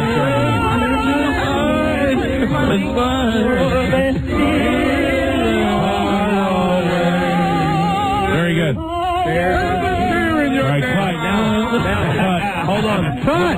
Hold on. Wild card now. All right, what are we doing now? You don't have a lyric sheet for this one. Okay. Jump around. Jump around. All right, everybody ready? Let's go. They do, actually. Oh, they do? Yeah, they have words for this. What number? Number 9. Check. Yeah. All right, come on, let's bounce up and down. Everybody. Here we go. Happy St. Patrick's Day. Go, Number guys. 9. Pack it up, pack it in. Let's begin. I do it. Sorry, that's good. Everybody, come on now. Come on, Dennis. Get on, Tom, just do the woo. Look at Dennis. Everybody. Come on, put your hands up. Everybody, get our hands up. Jump around. Oh, boy. Come on. Jump around. Jump around. The best part is watching Mike jump around. Yes. Thank you. Ho. Let me bust the freestyle. I don't care if it's wrong or right. Yeah. I'm just going to grab the mic while we on Don and Mike. Yeah. We're landing on the grass and it's raining outside. Right on. You know that I can rap. You know the rhythm I'm around. Oh, yeah. I got everybody jumping. Got them pumping. I'm spilling my beer all over my hands and I'm bumping. It really don't matter. It's St. Patrick's Day. Ruby. The 40 came to flow this way. Come on. Yeah. Jump around. Jump around. Jump around. Tom, jump around. Jump around. That's Irish for your hand. Jump around. What? Happy St. Patrick's Day. Oh, yeah. All right, now here's one. All right, what do you have next? Cut. Hold on. What do we have next? Okay, this one. Hey, good luck with this. What number is this, Rob? It's the last one. It's the long intro, too. Number 10. I'm going to talk it up, okay? Oh, good. Hey, good afternoon, everybody. This is Dick Goes In Ya. All right, everybody. Good looking Friday afternoon in the city. 17 until the hour. News and traffic, the weather together coming up. Happy St. Patrick's Day to all the green-eyed ladies. Green-eyed. It's the long. Hold on, it's the long version. Album version. It's the album version. Sorry about that. Because we're rocking on a Friday. 16 minutes until the 5 o'clock whistle. Coming up here on your good time station. Green-eyed. Next real weather for the weekend. Chance to rain tonight. Chance of large boulders falling from the sky tomorrow. Outside right now. Hell is always 69. Green-eyed lady, lovely lady. Slowly, slowly, goes the sun. Come on, everybody. Tom. Green-eyed lady, lovely lady. Soothing every way.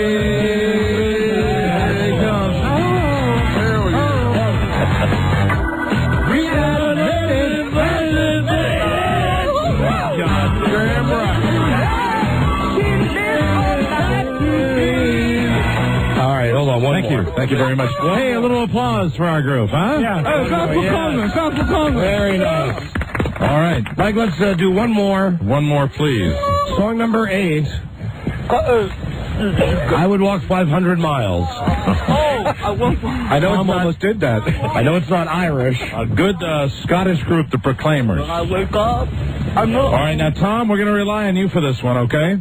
All right, here we go. We're going to blaze the track, baby. How about a roar just to let everybody know you're still there? Very good. Fantastic. And Tom and Cheryl, or rather Joe and Cheryl, are not hearing you guys alive. Okay, well, that's because Homo Joe is hogging the stick. Yeah. Absolutely. Here's a surprise. As always. I would love to hug your stick, Don. Okay, here we go. Okay, are you ready? This is 500 miles.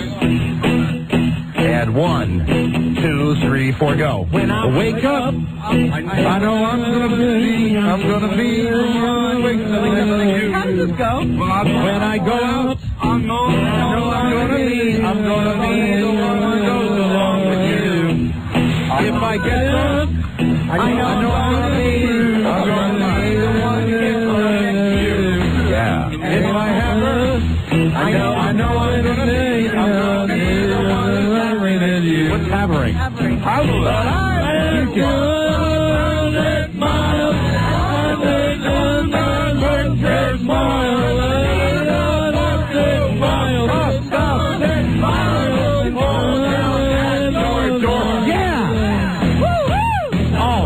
That's fantastic.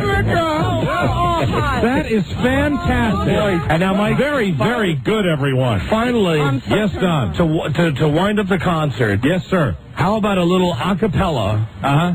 Song of your choice. Okay. That you guys have got all the lyric sheets. You know what? We're going to go back to the one that we started with, okay? Danny Boy. We're going to go back to Danny Boy. I am going to duck out of here. I am simply going to conduct them, but we're going to do a tender version a cappella of Oh Danny Boy. And I'll tell you something right now, ladies and gentlemen. Get ready to cry. What number is that, Rob? That's Mike. That's number 5. That's number 5. All right. Are you ready, ladies and gentlemen? Yes. I'm ready to cry. All right. This is the St. Patrick's Day chorale. Tom, we're going to need you to have the microphone up to your face. Thank you. Hear nobody. Dennis, are you ready? Now on this Mr. one, 40. no one gets help from Mike on this one. This is strictly a solo by the tenors. You see the lyric sheet here? You see that? There you go. All right, Mike has thrown his lyric sheet away. That's right. We are ready to go. Hey, Don. All right. Yes, Tom. Can you turn my mic up, please? No. Tom, I've got it up as loud as it'll go. All right, here we go. Now, Dennis, don't yell at Tom. Let's have a cohesive group right here. Mr. 40's ready? All right, Oh Danny Boy, on the count of 3. 1, 2, 3. Oh Danny Boy, the I told you it'd be beautiful. Yep. Beautiful people. Higher, Dennis. Very good.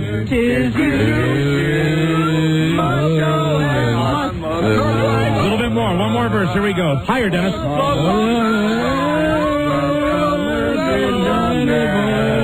Higher, Dennis. Higher, Dennis. Still. Higher still. Very good. Yes. Oh, Danny Boy. Oh, Danny Boy. That's it. Thank you, ladies and gentlemen. That was the thing of beauty. Don, was that beautiful or what? Did we come together at the end? That was beautiful. I'm coming inside now. Oh, Donny Boy, the pipes are calling you. Oh, Donny Boy. That was I'm good, not boy. mailing the IRS Would you like to fight Tom? And they won't mind me. Yeah, I do owe taxes. But filing with IRS e-file, I can pay a little. Arm wrestle. All right, Mike, you ready for an arm wrestling match between Tom and Dennis? All right. Do you want to arm wrestle? How are we going to do this? All right, let's see. Do we have a table? They should lay down and face each other. You want to? That's right. Yeah, They should lay down on the ground. Oh, he can't get down. Okay, that's right. He starts hyperventilating if he gets down on the ground. And we don't have a table here. All right, here we go. We're going to do it this way. All right, we're going to do it. Very good. All right.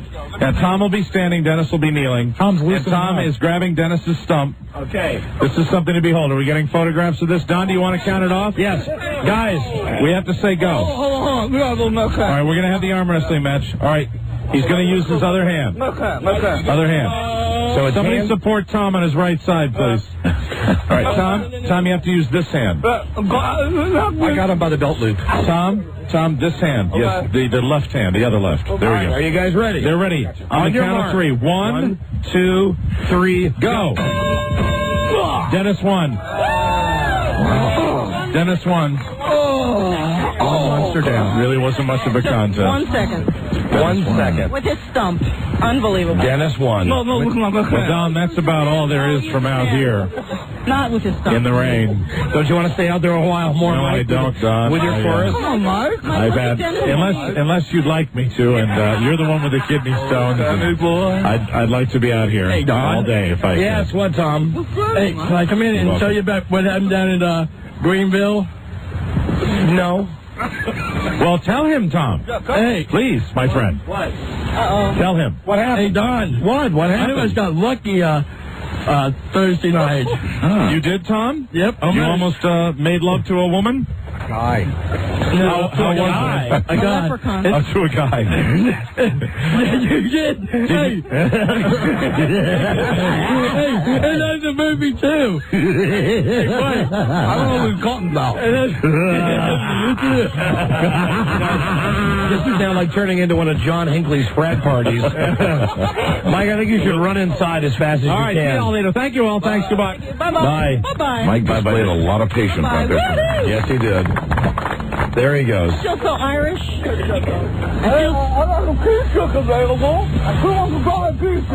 Listen to him. He's selling his T-shirts already. Of course he is. I've got my T-shirts. He's an Irish peddler. A tinker. Tinker, tailor, soldiers, fine. know what's going on out there right now? What? Quality merchandising. I bet you Tom would sell a T-shirt, too. Unless they're still in the cab. Then Mohammed is the winner, isn't he? Yes, He'll have the happy St. Patrick's Day. There's all kinds of pictures being taken out there now. Of course, people want to cherish this memory forever. Did anyone remember to thank the good-looking listeners who came by? Yeah. I think that we should thank them. I think Lisa just did. Although I don't think she called them good looking as you did, Rob. Well, I think they are. Look, it's Mike.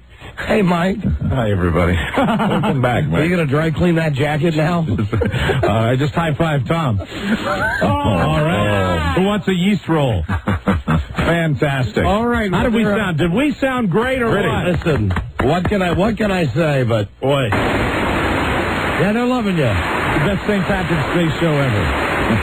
We really were all very cooperative. Thank you. Thanks very much. You know, I don't think I can do the rest of the show, though, if Tom is just going to sit out on the front lawn. Well, Tom, really busted his butt to get here, and I'll tell you, the group really came together once the orange cab pulled up. We were all very happy about that. Yeah. All right. Oh, God. Go home, Tom. Thank you all so much for coming. Go home now. What a wonderful concert it was. Goodbye, everybody. Good job. Delightful. And, of course, they want us to play that. Of course, they all have friggin' websites. Yeah, So go to all their websites and buy all their websites. Buy all their merchandise, and we will be right back. Number 1, Arbitron Radio, the Don and Mike Show. Excuse me, Chief. I got something here you might want to see.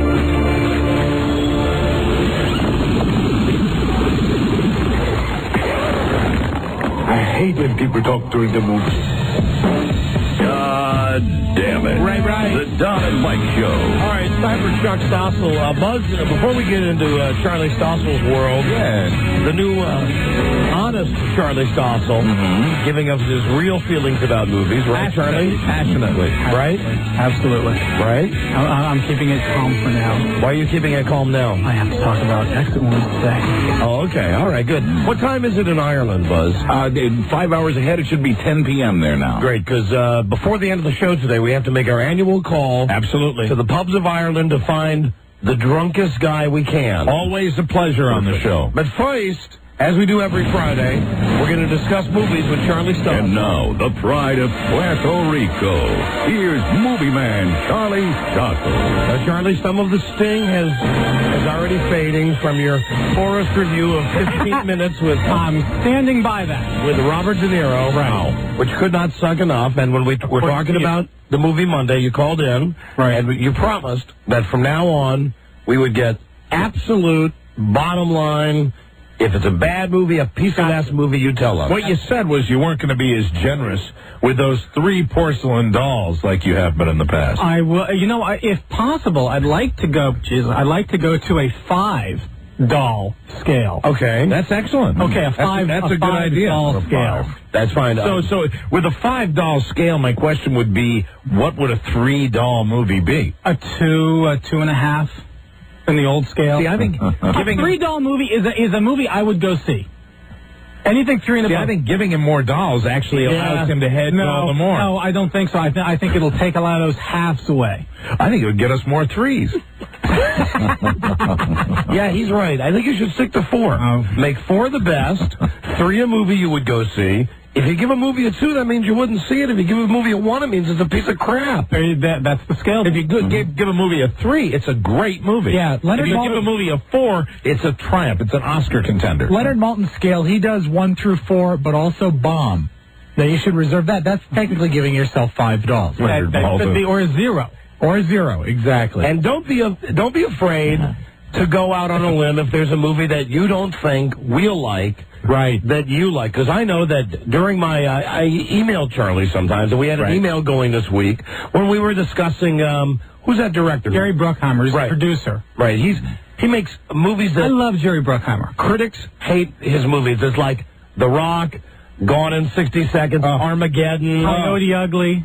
Yeah, and I took your advice, and I really liked it, Charlie. You like Coyote Ugly? As you wrote to me in the email, as close to soft porn as you're going to find. Cheesy porn as you will find. Yeah, really. I put Bravo on a bar I could take every day. I have my Friday night. There you go. Now, anyway, this is no stellar achievement. I mean, you'll laugh at parts, but the sex that these 4 or 5 women exude, and they all, when they're on the bar splashing in water and pouring water at each other, dancing, it's pretty hot. Yeah. Wow. So anyway, part of the email conversations that Charlie and I had were along this guy's movie, saying, you know, most people don't like these movies.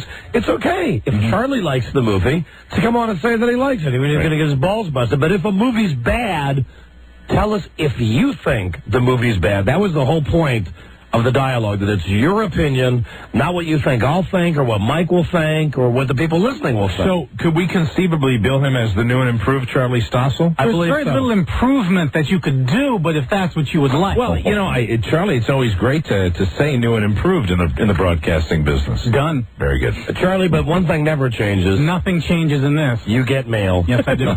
And your letter today is from the pool cleaner. Deuce Bigelow again. Now, I don't pre-read them. Can't tell you if it's any good or not. He's ready to bore me. Dear Don and Mike, I was in Washington, D.C. last weekend when I ran into Charles Stossel and his new girlfriend, Stephanie, at the MCI Center. Whoa. You know, he doesn't pull any punches, though. He dives right into your open wound. Charlie graciously asked me to sit next to him and his girlfriend in his nosebleed seats at the hockey game. It was hard to see the hockey action because a huge pillar blocked 90% of our view. Charlie was bragging he was able to get these crappy seats by helping Lil Bobby sell the most Boy Scout cookies in Troop 69. See, the thing is, this guy works in all the people in Stossel's life. He's paying attention. Everybody. Apparently, Charlie had several young boys working with Lil Bobby in order to secure the hockey seats. In order to motivate the small lads to selling the most cookies, Charlie threatened to give each child a full bath scrubbing and a thorough rinsing if they did not pull their weight. Needless to say, these poor little kids worked their asses off in sheer terror in order to avoid the dreaded washcloth. Anyway, after the hockey game, Charlie boasted he was going to take the 3 of us to a fancy restaurant called the Iron Skillet. Charlie proudly boasted we could order anything on the menu. I began to order Eggs Benedict when I noticed Charlie nervously searching into his pocket to see if he had enough food stamps to cover the tab. To ease the situation, I simply ordered an English muffin and some ice water, which brought a sigh of relief to Forehead Boy. While having dinner with Charlie and his new girlfriend, I noticed that Stephanie was dribbling food. He's going over the line. Dribbling food down into wait, hold on. Dribbling food down into her matted chest hair. I would, you know what? Hold on. Due to the paralysis of the left side of her face. Don't get me wrong, Charles. She seemed nice with her Mona Lisa smile and her Bob Hope ski slope nose, which constantly drained mucus snot into her Caesar salad. Why are you laughing at that? He's hitting all the bases today. I'm sorry. I thought it was a sweet gesture the way Charlie was holding her chipped, discolored talons while simultaneously wiping her food droppings and mucus fluid with the other hand. Over the line. He always does. I would like to These kooky kids were getting along great as Charlie stroked her reddish, straw-like hair, which came out in sweaty clumps, and also massaged her varicose veins, which resembled the Rand McNally road map. Oh, my God. After dinner, Charlie suggested we go to a nightclub to do some dancing. Charlie can sure cut a rug as he was performing the jitterbug out of the dance floor. His angel flights were flying everywhere as Charlie was gyrating his hips like a madman. His massive forehead was starting to glisten, while the foundation makeup that Charlie was wearing. He's doing it today. This is one of his better efforts. While the foundation makeup that Charlie was wearing was beginning to streak. The stench of high karate was wafting throughout the club. Stephanie tried to keep up with Charlie, but her club foot was slowing her down. And one of her purple veins also popped, and she began leaking fluid down her leg. It got so bad that Charlie slipped on the goo with his platform shoes and took a header on the dance floor. Platform shoes. Charlie finally stopped crying. Some employees at the club insisted that he and his basket case of a girlfriend leave immediately. Sincerely, Pat Moore. Oh, my goodness. You got him today, Pat. I'm looking at him. He's I'm looking pissed. at him. I'm not pissed. I'm not pissed. You know what I would like to know? When was the last time Pat Morris got laid? Whoa! My guess would be it's yours. Pat, do you know what I'm going to do tonight, Pat? I'm going to have sex all night long, you son of a bitch. Bring him to me. I will fly him. You want a boxing match out front? I will take him out front. And that, Mike, is true. Oh, boy, I'm entertained. I hope our listeners are as entertained as I am right now. The paragraph that stands out. Yes. While having dinner with Charlie and his new girlfriend, I noticed that Stephanie was dribbling food into her matted chest hair. Out of bounds. Due to the paralysis of the left side of her face. Oh, Stephanie is out of bounds, and little Bobby is out of bounds. And that's why he goes right for them. Right. All right. Oh, my goodness. Here's your fan mail this week, Charlie. Oh, my God. There it is. I'm in a little bit of pain right now. That's funny. From Pat Morris, who incidentally always puts a return address. Do you want it? Yes, I do. There you go. There you go. For your collection of fan mail. Fire off a letter to him, Charlie. Oh. All right, Charlie. What's new this week? How many you got? You got 2 movies. This week. And everybody, get ready to be wowed for the new and improved, no holds barred Charlie Stossel movie review. The toughest critic in the business. Here he is. Right on. Ready to kick some ass. The first one we have is Exit Wounds. And this is Steven Seagal? Steven Seagal. He's back? Come back. Is he fat? He's lost a little bit of weight. Does he have a ponytail? No ponytail. Is he wearing one of those big sofas? Kind of. Does he have like a Nehru jacket on? Kind of. Does he talk like that? Yes.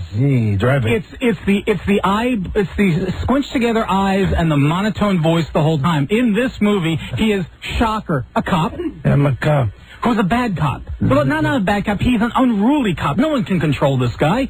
He goes nuts. He's crazy. He does the law his own way. Wow. He is the modern-day Charles Bronson. He wishes he were the modern-day Charles Bronson. That's an insult to Charles Bronson. I understand it is, but that's what I'm comparing him to. 2 movies that I thought were of a decent quality. Under Siege. Under Siege with Tommy Lee Jones. That's a great. That's the best Steven Seagal movie. Executive Decision, which he had a very small part. This is the Kurt Russell movie. Oh, right, where they hijacked the airplane, right? Exactly. Yeah. Those 2 movies, right up there. This one, I could take a dump on, and it would be better with the dump on it. Wow! Listen to this. Listen, this man's making a fist. Someone's got some hair on his balls this week. It's good marketing because they're marketing to the young kids that this fine young man, DMX, is in the film. Well, you don't like DMX? He's a fine, upstanding citizen, I'm sure. No, he's being sarcastic. You're dissing DMX now? Well, he's in the movie, and they market it like this is a partnership. They're both in equal. Well, DMX doesn't show up until 45, 50 minutes into the movie, and his role, while it's significant... Y'all gonna make me lose my mind. Up in here, up in here. Y'all gonna make me lose my mind. Yeah, I bet you passed the stone today if you keep dancing like that. I like DMX. Good for you. I like his music. He's a fine young man. What do you think? Is he a bad man? In this movie, he's a bad man. Who kind of helps Steven Seagal discover who robbed the fine police precinct where he works, where they beat the hell out of everybody, who took all the cocaine. All right, how many porcelain dolls do you give this movie? 1. And you want to make it one of your new Rob bombs? No. Okay. So the movie's worse.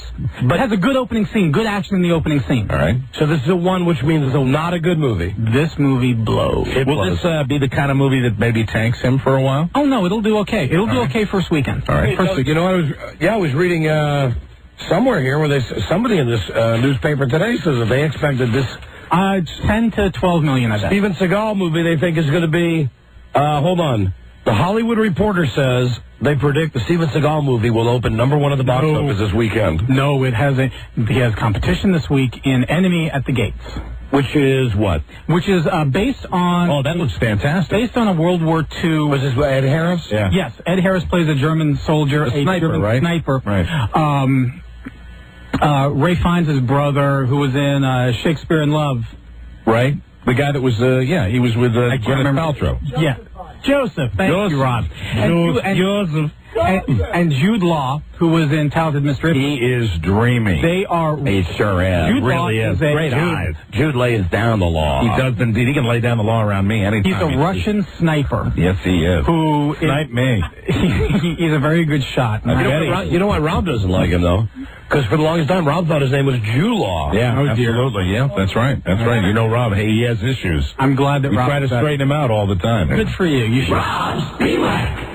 So, in this movie, the Russians are getting just the crap beaten out of them in Stalingrad. The type of troops where they throw you in the battle and either you're going to die trying to kill the Germans, or if you turn around and retreat, the officers are going to start the Russian officers are going to, your own officers are going to pick you off. So it's nuts what they were doing down in Stalingrad. But this one guy starts giving the Russian army hope that they can beat the Germans because he is just picking off Germans right and left. And this big myth surrounds him. Thus comes in Ed Harris as a German, their best sniper, to find him. And little by little, these two guys find out... Don't go too far with it. Not going.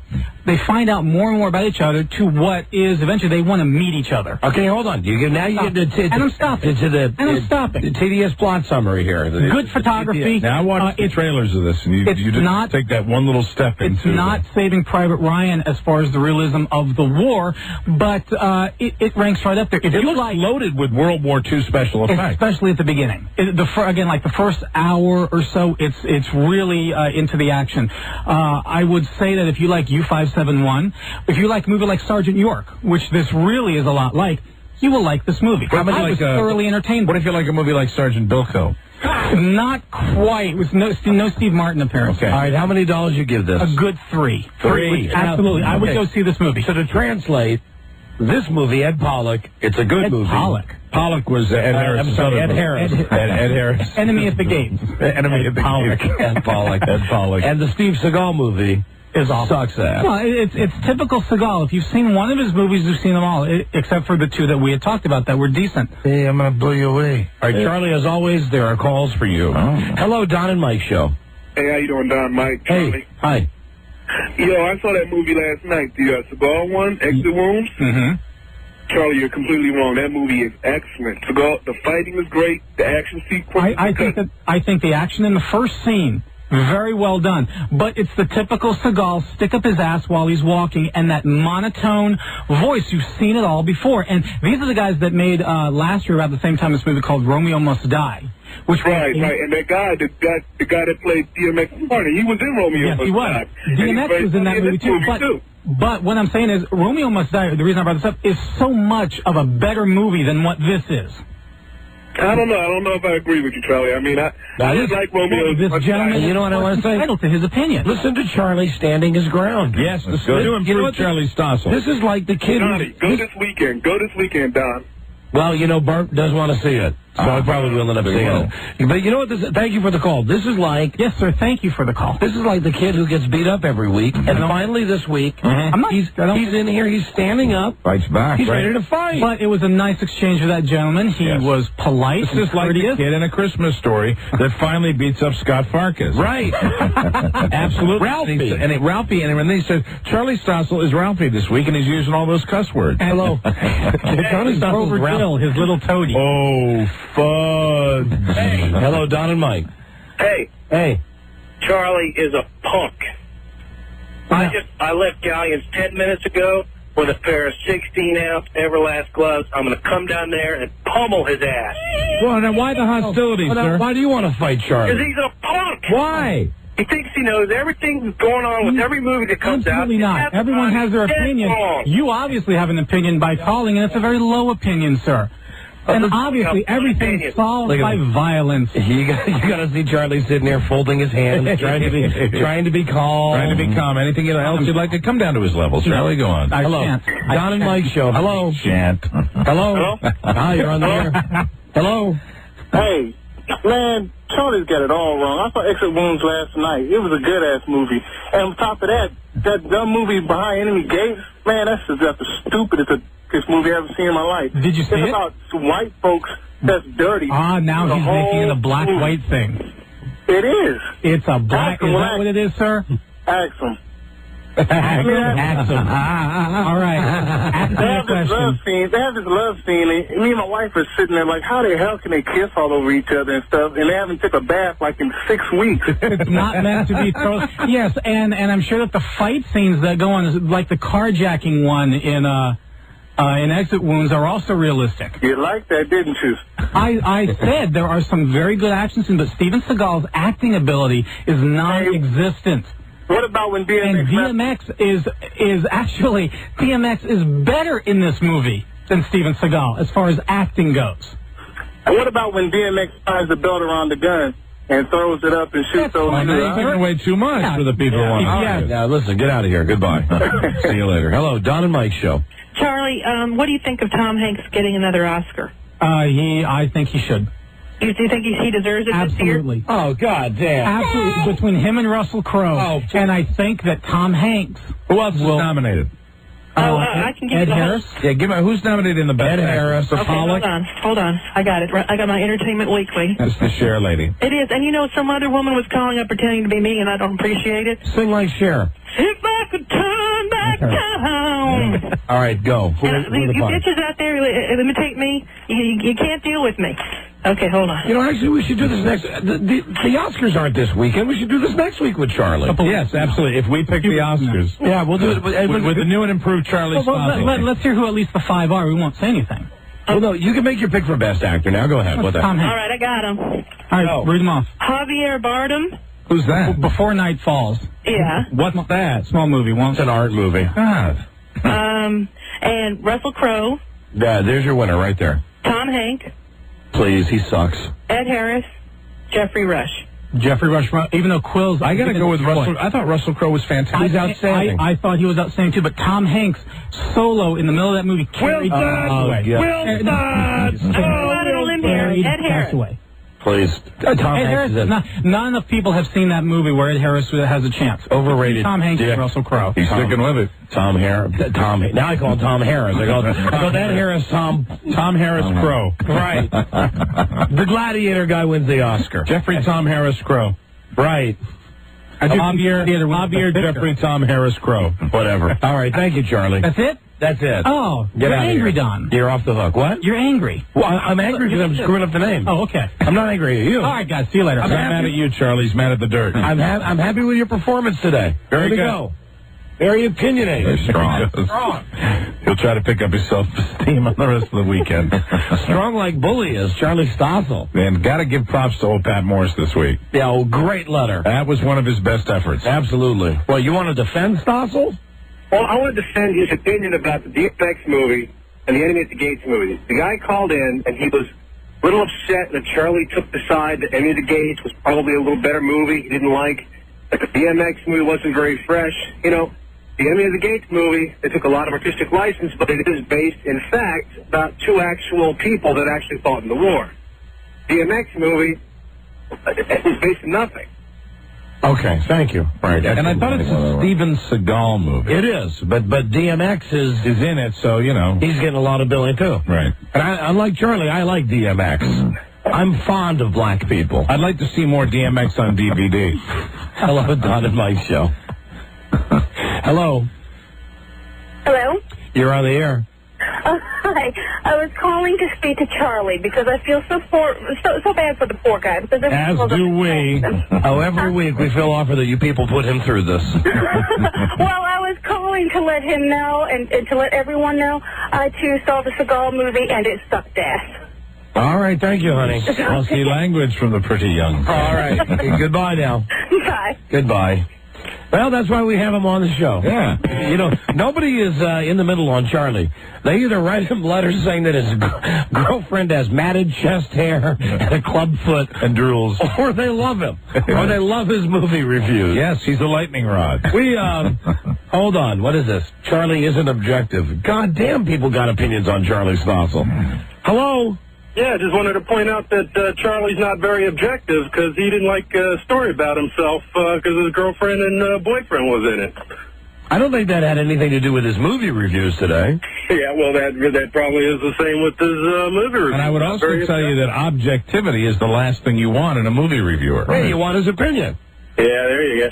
I'm glad you're back, Don. It was Mike kind of flounders there without you. Oh, come on. Yeah, that's why, sir, that at least I know the definition of the word objective. I got nothing but fantastic. Hello. Many hangs there. Well, goodbye. We'll F you. Dick. Well, then F you. F you. We'll F you. Hello, Don and Mike Show. Hey, Don and Mike, my brothers. What's up? Yeah, hi. Hey, I want to ask you, did he review 3,000 Miles to Graceland?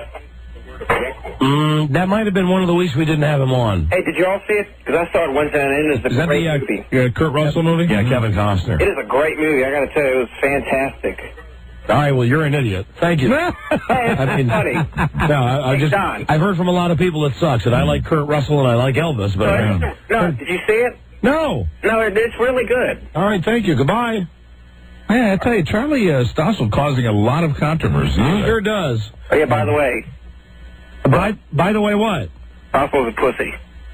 Stossel's a pussy. Another strong opinion. Boy, lots of opinions. All right, thank you, my friend. See ya. Bye-bye. Bye-bye. See you later. Hey. You know, I don't know. I know I say this every once in a while. I don't know when it turned in from a guy who's simply coming in to review movies once a week. He's got a lot of personality, and he brings it to the show. He sure does. And that was a great letter this week, if you're listening, Pat Morris. It really pissed him off, and it was really funny. It was. We'll be right back. Number 1, Arbitron Radio, the Don and Mike Show. Okay. Hi, this is Dorm Radio, DORM, broadcasting live from the basement of the Science Building. Great. America's most happening hate mongers, the Don and Mike Show. Hey, bring the girl in, please, Charlie. Got another girl to be measured. All right. For Monday's breastathon. Keep keeping track of the picks made by the dog. Remember, we had a dog pick the first round. Yeah, and the baby. And a baby picked the second round of the NCAAs. Of the games that have played thus far today, the dog's batting 500. That's pretty darn good. Yeah. Charlotte beat Tennessee. That's big. I think it might be an upset. Yes, it is. Gonzaga beat Virginia, right? Dog predicted that. Sure. Florida beat West Kentucky. Dog predicted that. Right. And Arizona beat Eastern Illinois 101-76. Now, I point this out because there's that douchebag who said that none of our Final Four teams selected by the dog and by the baby would make it. Right. And Arizona is one of our teams that the dog and the baby picked to be in the Final Four. And Arizona is one of the teams that's favored to get to the Final Four. And the guy called yesterday all cocky, and it's nice to see that Arizona is beginning to make its way through the NCAAs. Absolutely. So that's where we stand. There's plenty more games tonight and all this weekend. And on Monday's show, we're having a bunch of flat-chested girls come down. They're going to be measured. They're going to be photographed. And they're going to start taking an herbal remedy called New Bust. And they're going to take it for 30 days, and it grows breasts. It makes the breast the cup size bigger. Right? Yeah, you can grow your breast 8-9 cup sizes by just taking this product. Well, maybe at least the cup size. Right. And it's a 3-month experiment with the girls taking the pills, and they'll be coming in once a month to be photographed and to be measured. And, of course, Lisa's not doing it as she had said she would, and Lane is not doing it as she said she would. Right. But as it turns out, there's plenty of regular, good old-fashioned girls who listen to the show who want to participate. Very good. And here's one of them right now. Hi, what's your name? Mary? And you know what, again? I don't know. Another very attractive woman. I cannot believe how good-looking these women are that are participating in this study. It's amazing. This study. I like it now. I finally called it a study. That's correct, Doctor. All right. I feel like a really bad girl, though. You feel like a bad girl? Really bad. Well, that's a good thing. That's not always a bad thing. Okay. All right. I see a ring on your finger. You married? You engaged? Happily married. Happily married. Don't worry. We're very safe. Don't worry. You are looking around the room like you're in no danger here. None whatsoever. Well, see, it was my husband that told me that you guys were doing See, this. this is like the second or third girl who said that her husband asked her to come down and do this. I've been begging for augmentation, and my poor husband, he says that he will do it. He'll pay for it for me, but I have to still want it next year. So that's the way it goes. You see, when a woman will come in and say, "My husband told me to come down here," it's a difficult thing for us to envision that you're sitting down there having dinner with your husband and goes, "Hey, I heard Don and Mike talking about big boobs. You ought to go down there." I mean, that's just kind of it's interesting. But if you're always talking about wanting to have bigger breasts, then that makes a little bit of sense. Yes. Right. What size bra do you currently wear? A 36B. 36B. She might be like the Dolly Parton of this contest thus far. Absolutely. It's a water bra. So see, like, if it actually increased to a size, what it looks like right now is what it would be. Okay, so the water bra, that's the new bra, right? Well, what's a water bra? That's the one... you want to touch it? I don't think Frida would let me. Well, she'd let me touch it if you take it off. Okay, well, I'll just show you. Well, okay. I'm doing it the nice way. It's a new product, right? Well, yeah, it's like Fredericks of Hollywood. It's like has water, like gel on the inside. Pass it over. Let me see. See, now you can see. All right. I had a cute little bust before I got pregnant, and then I had it pregnant. It's got like gel in it. It's smelling it. It's so gruesome. Of course. I have to not, please. Of course, it's smelling the inside. Of course. There you go. You want to feel, Mike? It feels like it's got little like jelly inside it. Yes. Like there's people walking by the window. Can you? Yeah, Robbie, would you go stand outside the window so no one sees her with the top off? Seems to have a very firm underwire. I think it's who did that? Who's running around out there? Knock it off. All right, well then Rob is standing guard now so no one in the window can see. Okay. Very good. So, Rob, where are you? So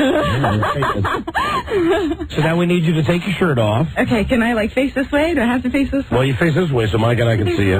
None of those people can see. No, you don't Rob? understand how bad I feel. Rob, no traffic either way. My daughter's going to ask me when she gets older.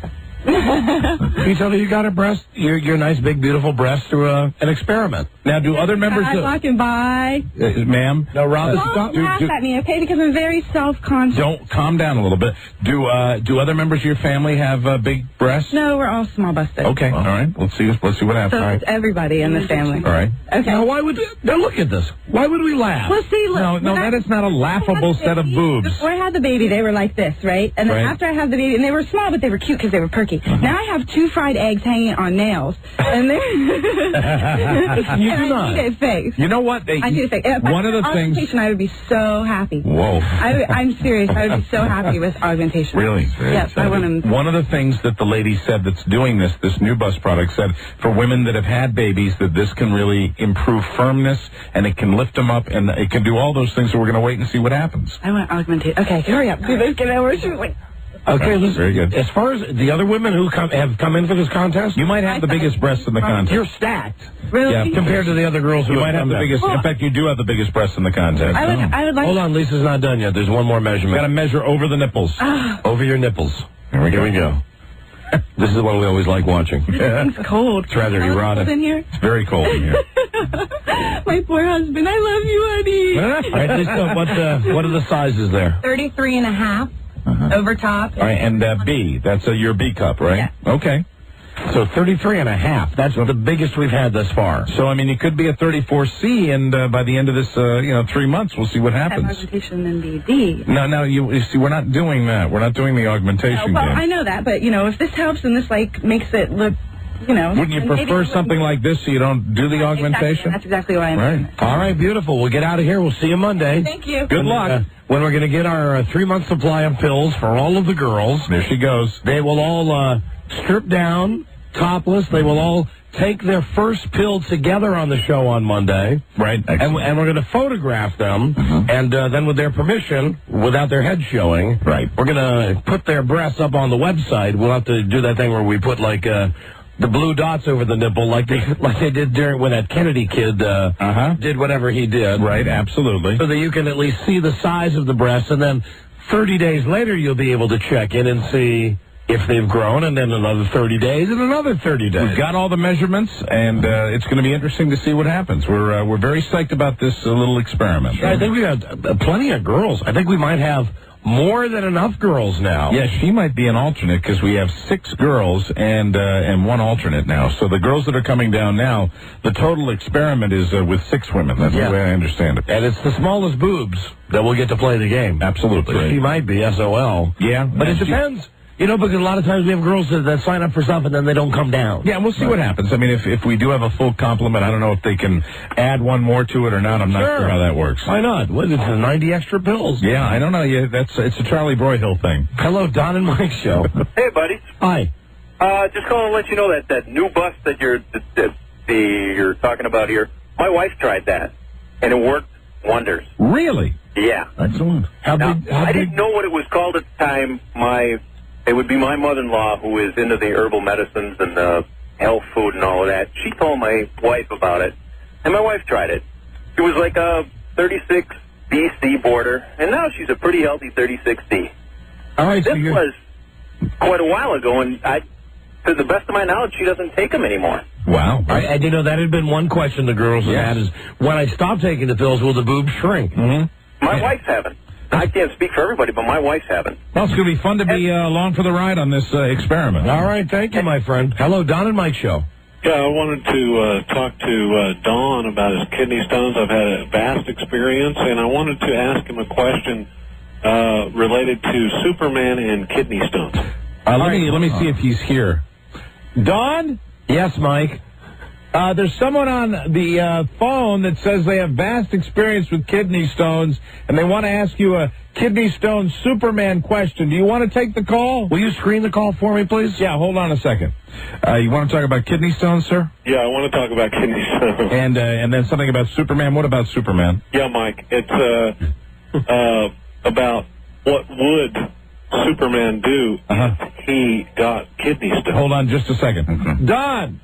Yes, Mike. The call is going to be, what about Superman? What would he do if he got kidney stones? Do you want to take the call? No, tell the guy, because the answer would just be like when Superman shoots his load. Sir? Yes. Don can't take the call now, but he said it would be just like Superman shooting his load. Really? That's what it would be like. So that's the answer to your question. But unfortunately, at this juncture, we're not going to be able to put the call in the air. Tell him I said thanks for calling, though. Gosh darn. Don said thanks for calling, though. I heard that. Okay. And thank you, Mr. O'Mara. My pleasure. Always glad to help. Absolutely. Have a happy weekend. Bye-bye now. Bye. Right, goodbye. All right. Goodbye. Terrific. I mean, because we've already established that if Superman was to ejaculate, that Superman could, it would go through a wall. I mean, so I got to think a kidney stone would simply travel further, but it would have virtually the same effect as Superman's ejaculation. He would probably be able to pass the kidney stone with such a velocity that it might not hurt him that bad. He would just get it out of there real quick. It wouldn't be that slow, agonizing trip down the urinary tract. And you know what else? I bet that Superman could pass a kidney stone, shoot it out of his wet thing, and with his super speed, jump in front of it and catch it. Stop it. Sure. With a strainer. Yes. Well, now it would have to be a very, very... titanium strainer. Yeah. Well, it would have to be like a kryptonite strainer, actually. You know what? That would be really cool. What if the kidney stone was made of kryptonite? Hey, there's another girl here. Bring her in. All right. Fantastic. We got one more girl. Because if it was just the right size piece of kryptonite, it could equalize him. It could make him a man. Make him mortal. It could mortalize him. It would be incredible. Let's bring this next girl in, because we got to get to our Friday favorite, which is coming up next. Hello, girl. Girl. Where's the girl? Girl. The girl with kaleidoscope eyes. She's gone. I watched the good Superman and Lois today. Said didn't have to drive carpool today. Lois and Clark? Yeah.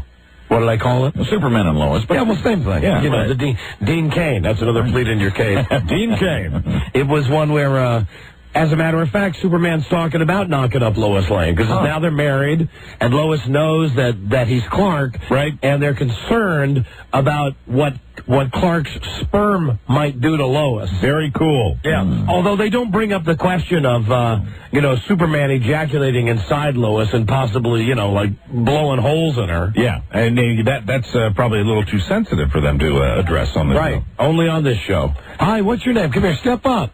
Step up, please. Alex. Alex. Hi, Alex. Another pretty woman. And another sister. Thank Absolutely. you. I like this. This is a multiracial contest we have going. Experiment, excuse me. I've listened to you guys since 1985. Oh, Jesus. I've known you for ages. That's a long time. I know. I love you to death. Oh, we love you. How old are you, honey? 30-ish. 30, all right, 30-ish. 30-ish. Gotcha. Nice. What size bra do you wear now? 34A. Ah, another 34A. You'd be happy going up a size? Well, I wear it because that's the smallest size they make. I see. So you're looking to get a cup or maybe a cup and a half out of this. Definitely. Just like a recipe. I'd love to. All right, well then take your shirt off, please, and we'll see what's happening. You know, the way I think we're going to have to do this on Monday is if we have too many girls, the smallest girls are going to be the girls who are allowed to participate. Yeah, it's sad because we wish everybody could participate. It would be wonderful. Okay, she's taking off her shirt now. And she's another cute girl. I mean, really, this contest, and I keep calling it a contest, it's not. It's an experiment. It's an experiment, is just filled with gorgeous women. Well, I hope it works on me. We do, too. Absolutely. We'd like nothing better than for you to be happy. Once again, it's a little cold in here. Absolutely. Now they look very perky. Okay, now you got to lift up your shirt, though. All right, here we go. Yep, yeah, lift it up. Here we surprise, go. Surprise. Lift it up all the way. Come on. There they are. Well, now. Very nice. You know what? Okay, they're small, but they're nice. I hate to say every set of breasts. Every set of breasts we've seen have been perky and nice. They're pretty. And the last lady had, a nice handful there. She did. Lisa's now measuring around the nipples. And Lisa, what are the measurements there? 30.5 underneath and over across the nipples, 32. 32A. Hey! You know, you might be one of the smallest. You might make the cut on Monday. Good luck. Come on down for Monday's episode. Very good. It was very nice to meet you. Nice meeting you, and thanks for listening for so long. Thank you. How did you find the experience? Embarrassing. Very good. Oh, no need to be embarrassed. Don't worry about it. Are you married? Yeah. Yeah? What did your husband think about you? Get back on the microphone for a second. What did your husband think about you doing He this? wanted me to run up here and get it as quickly as possible. Very good. You know, it's another married one. It's the married guys who are telling their wives, go take this herbal pill. Now, did he suggest it, or do you always talk about wanting to have bigger breasts? Well, we always talk about it. You always talk about it. Okay, that seems to be the theme. Who talks about it more, though, you or him? Probably both of us. We're both fascinated with breasts. Ah, really? All right. Both. So are Mike and I. So is Buzz. Yes. So is Rob. Yes. So is Lisa. Fantastic. Have you seen Lisa touch her own breasts? See, she's doing it right there. There you go. And you just touched your own breasts. It's just contagious. And me with kidney stones, I can't get aroused now. I know. Thank God for that. Feel that, Rob. There's nothing to feel now. Oh, God. Well, that's good. Okay. That's a really good thing. All right. That's a good thing for Rob and everybody in here. Okay, well, listen, we have to break for two reasons. First, I've been drinking all my fluids. I'm going to take my strainer. Good. I'm going to go urinate. Good luck. Going to let you know if we have a winner. Nobody has Friday, right? No, nobody has today. So if how about if I pass it today, I get the money.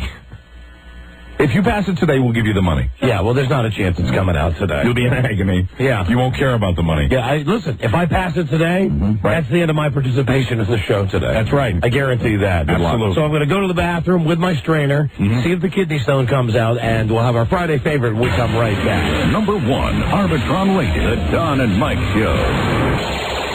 What's Superman's name? Clark Kent. No, the actor. Christopher Reeve. The new one. Dean King. Right. Now, where does he work? At the Daily Planet newspaper in Metropolis. Hey. I know, I'm just teasing. They're on the Warner Brothers lot. Fine. Could you get him for me, please? Sure.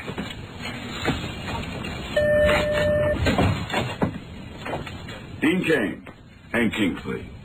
Listen, I just wanted to call you, congratulate you on the People's Choice gig. It's another pleat in your cape.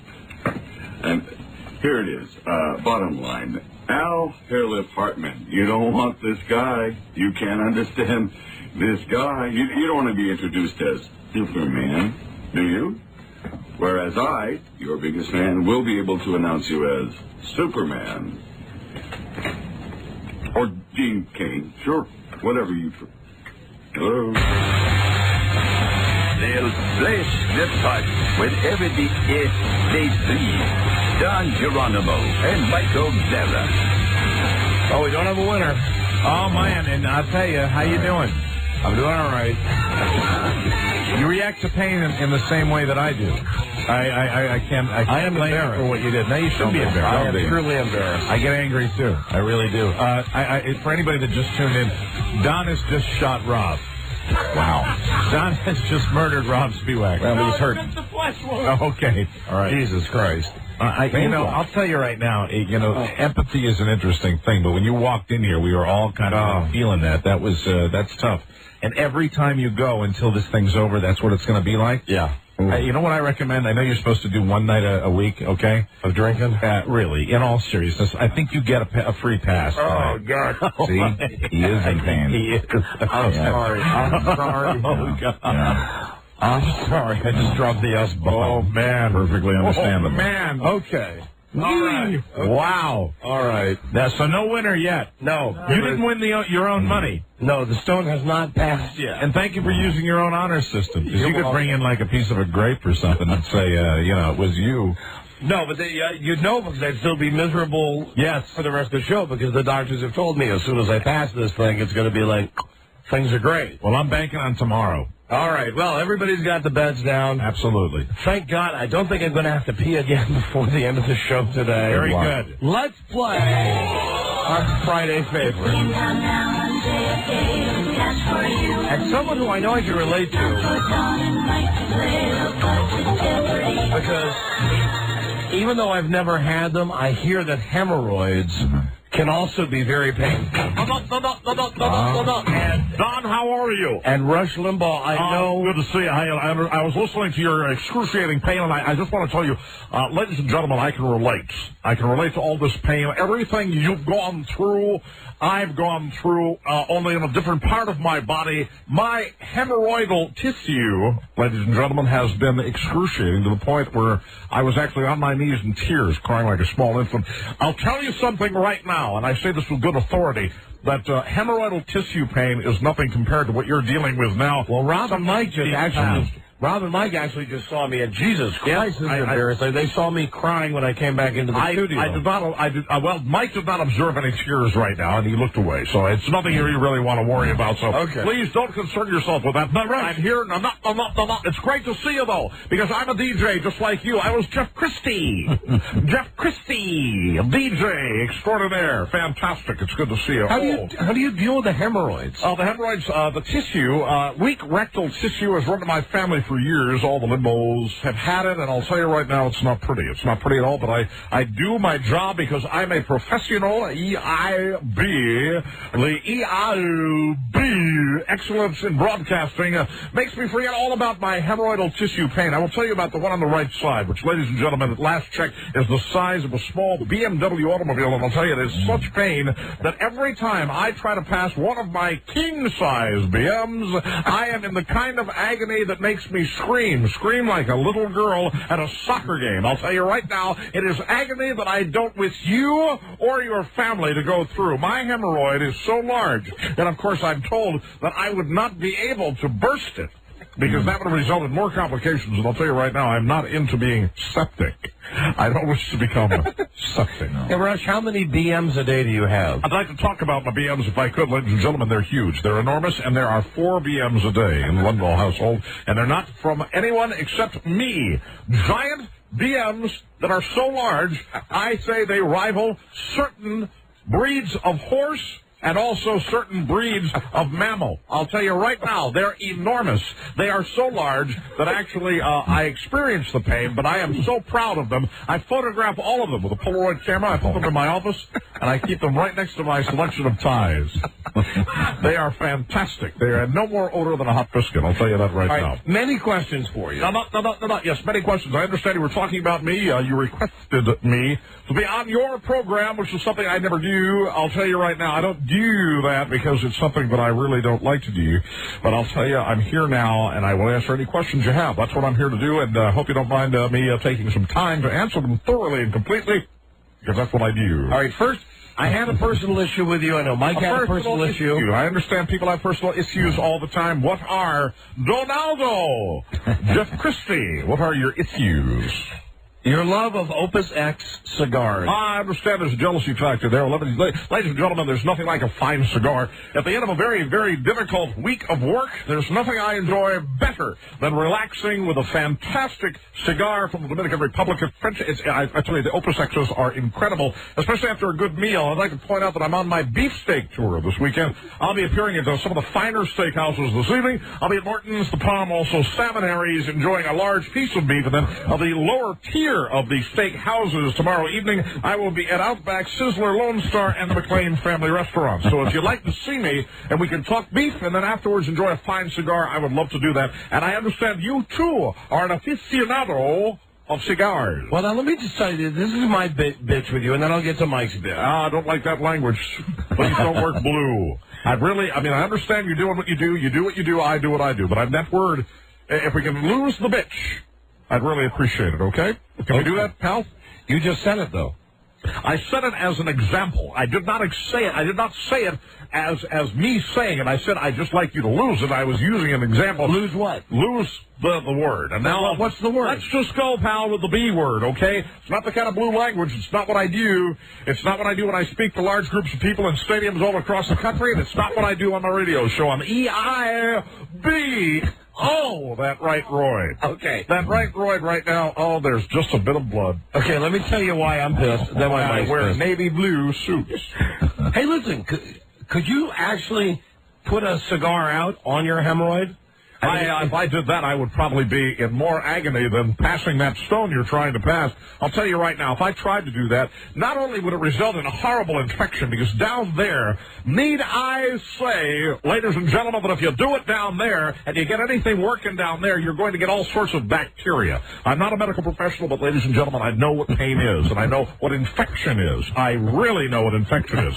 Back in the days of Jeff Christie, when I was a disc jockey, there were times that I would pick women up on the phone. And I'll tell you right now, I met a woman who was in her late to mid-40s. I'm not sure exactly how old she was. I would guess probably 47, 48 years old. And I'll tell you right now, we had a brief tryst.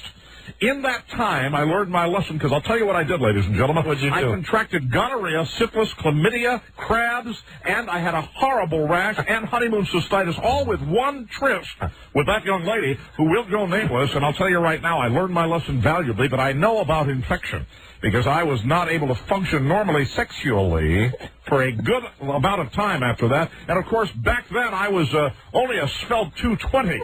Of course, many of you might be familiar with my work when I ballooned up to a great 347 pounds and then lost some of it, and now I'm working very hard to gain most of it back. Those of you that watch the AT&T Pebble Beach Golf Tournament will know that I am really working hard to expand my waistline up to its former 45 inches. Thank you very much. I know it's a two-pronged question here. Why we have this bitch with you. Sure.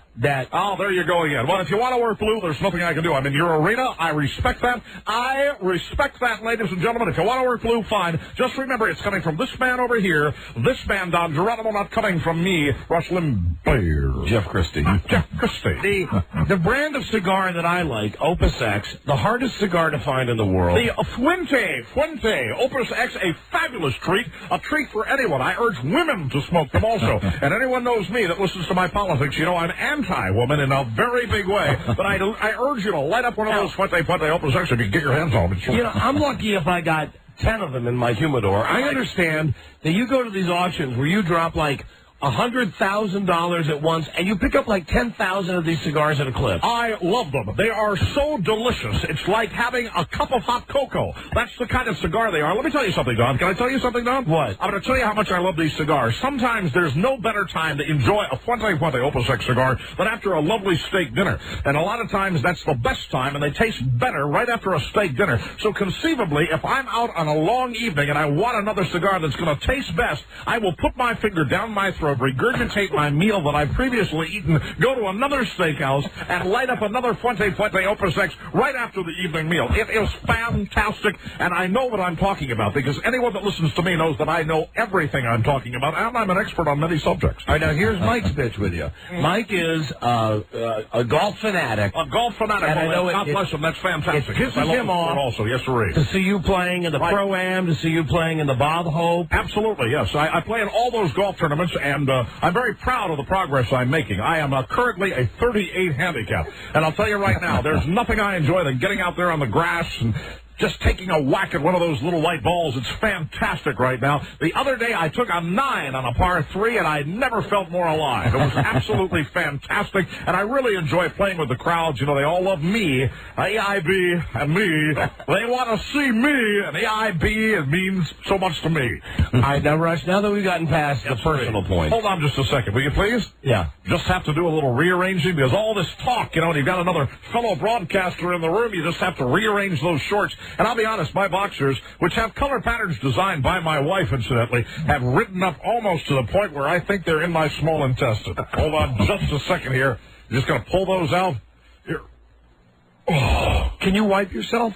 Yeah, absolutely. I wasn't always able to. Did you see me at the golf tournament? I was a little svelter than I used to be. There was a time when I had to use salad tongs to get the tissue back where it needed to be to do the business, and it was a very, very tedious process. And I'd bring a big briefcase that shows that I'm a businessman and not Jeff Christie DJ. And I have a big briefcase, and it would be filled with different tongs of varying sizes and grip pressures. Okay, now, what I'm going to do is, we're going to go to a commercial break. That's a good idea. You have to pay the bills. Absolutely. And I'm essential. I'm all for big business. I'm going to speak with you off the record. In private. Off the record in private, I can do that. Yes, sir. About your politics. Politics, absolutely. Yeah, there'll be no problem. While we are on the air, before we break. Sure. You firmly believe everything you espouse on your show, you're absolutely Republican. I'm a card-carrying Republican, and I'm proud to be a Republican and a conservative, and I wish that the country would come around in totality to my point of view. Because I believe in my point of view, ladies and gentlemen. I feel that the conservative Republican point of view is extremely important to the future of this country. And I sure hope that everyone will share my point of view. I will, you've heard it. You've heard it from Rush Limbaugh. You and you. Let's break, and Robbie, tell me when we're off. Let's break. And clear for 6 minutes. All right, we got to... Hold on. Yeah. Hi, how you doing, Don? I'll tell you right now. Rush, sometimes we're monitored on closed circuit here in the building, so okay. You can't drop the S-bomb. I can't say things. Okay, I understand that. But just between you and I. May I sit? Yeah, have a seat. Sorry, are we? We're in commercial break. Yeah. How you doing, man? I'm doing great. Oh, I'll tell you, I'm in D.C. for just a little while, and I'm really looking forward to going out and meeting some chicks.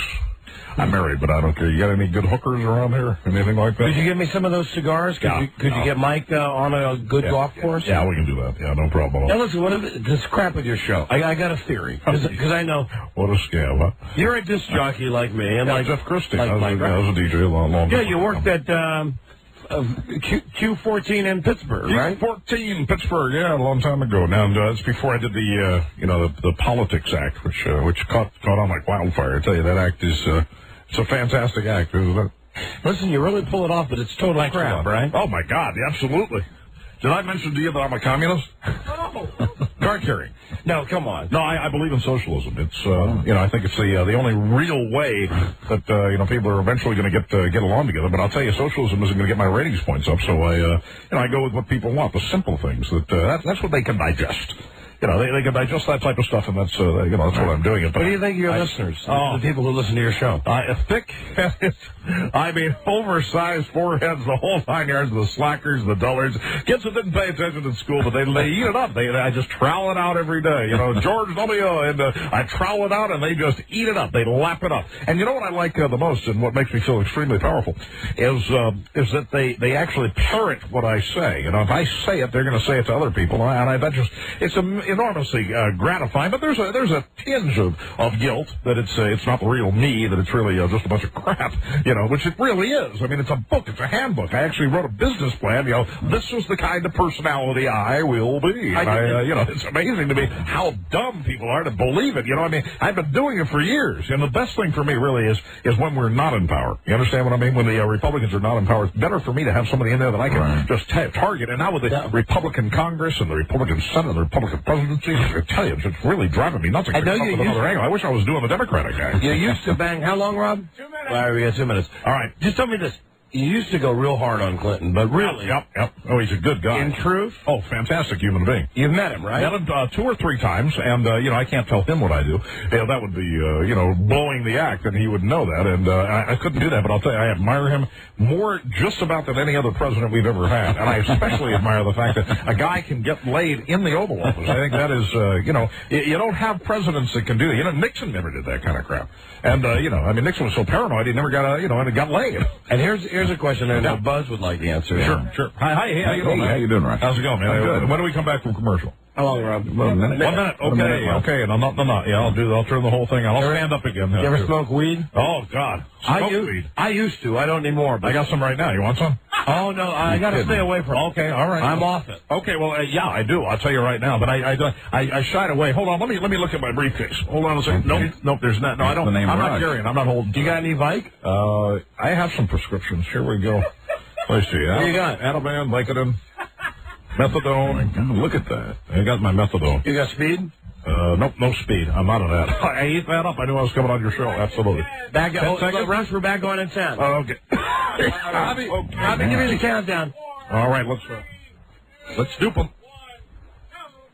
We're back with our guest, Rush Limbaugh. Hello, how you doing? It's good to be back here, and I'll tell you, we were just talking some politics, and ladies and gentlemen, he's a misguided individual on a lot of subjects, but there is help for this man. I think he can come around to the point of view where he can share the conservative philosophy that's going to make this country powerful once again, and I'm very confident that you'll get on the George W. bandwagon and join us for a great leader and a great Republican Party, Don. Now, Rush, I know we've just done a commercial. We got to do another one in 1 minute. Let me ask you, absolutely. Very briefly. Whatever you want to do. On this show, we have no problem telling some of the people who listen to us we think that they're idiots, but as long as they're listening, it's fine. Generally, we love all the people who listen. Sure. How do you honestly feel about your listeners? I'll tell you, it's a love affair that's gone back a number of years. And my listeners, I think, not only the best educated and most intelligent listeners in radio, but also the best participants in radio and the politest listeners. They are so incredibly polite, and I'm not sure if politest is a word, but I'll tell you right now,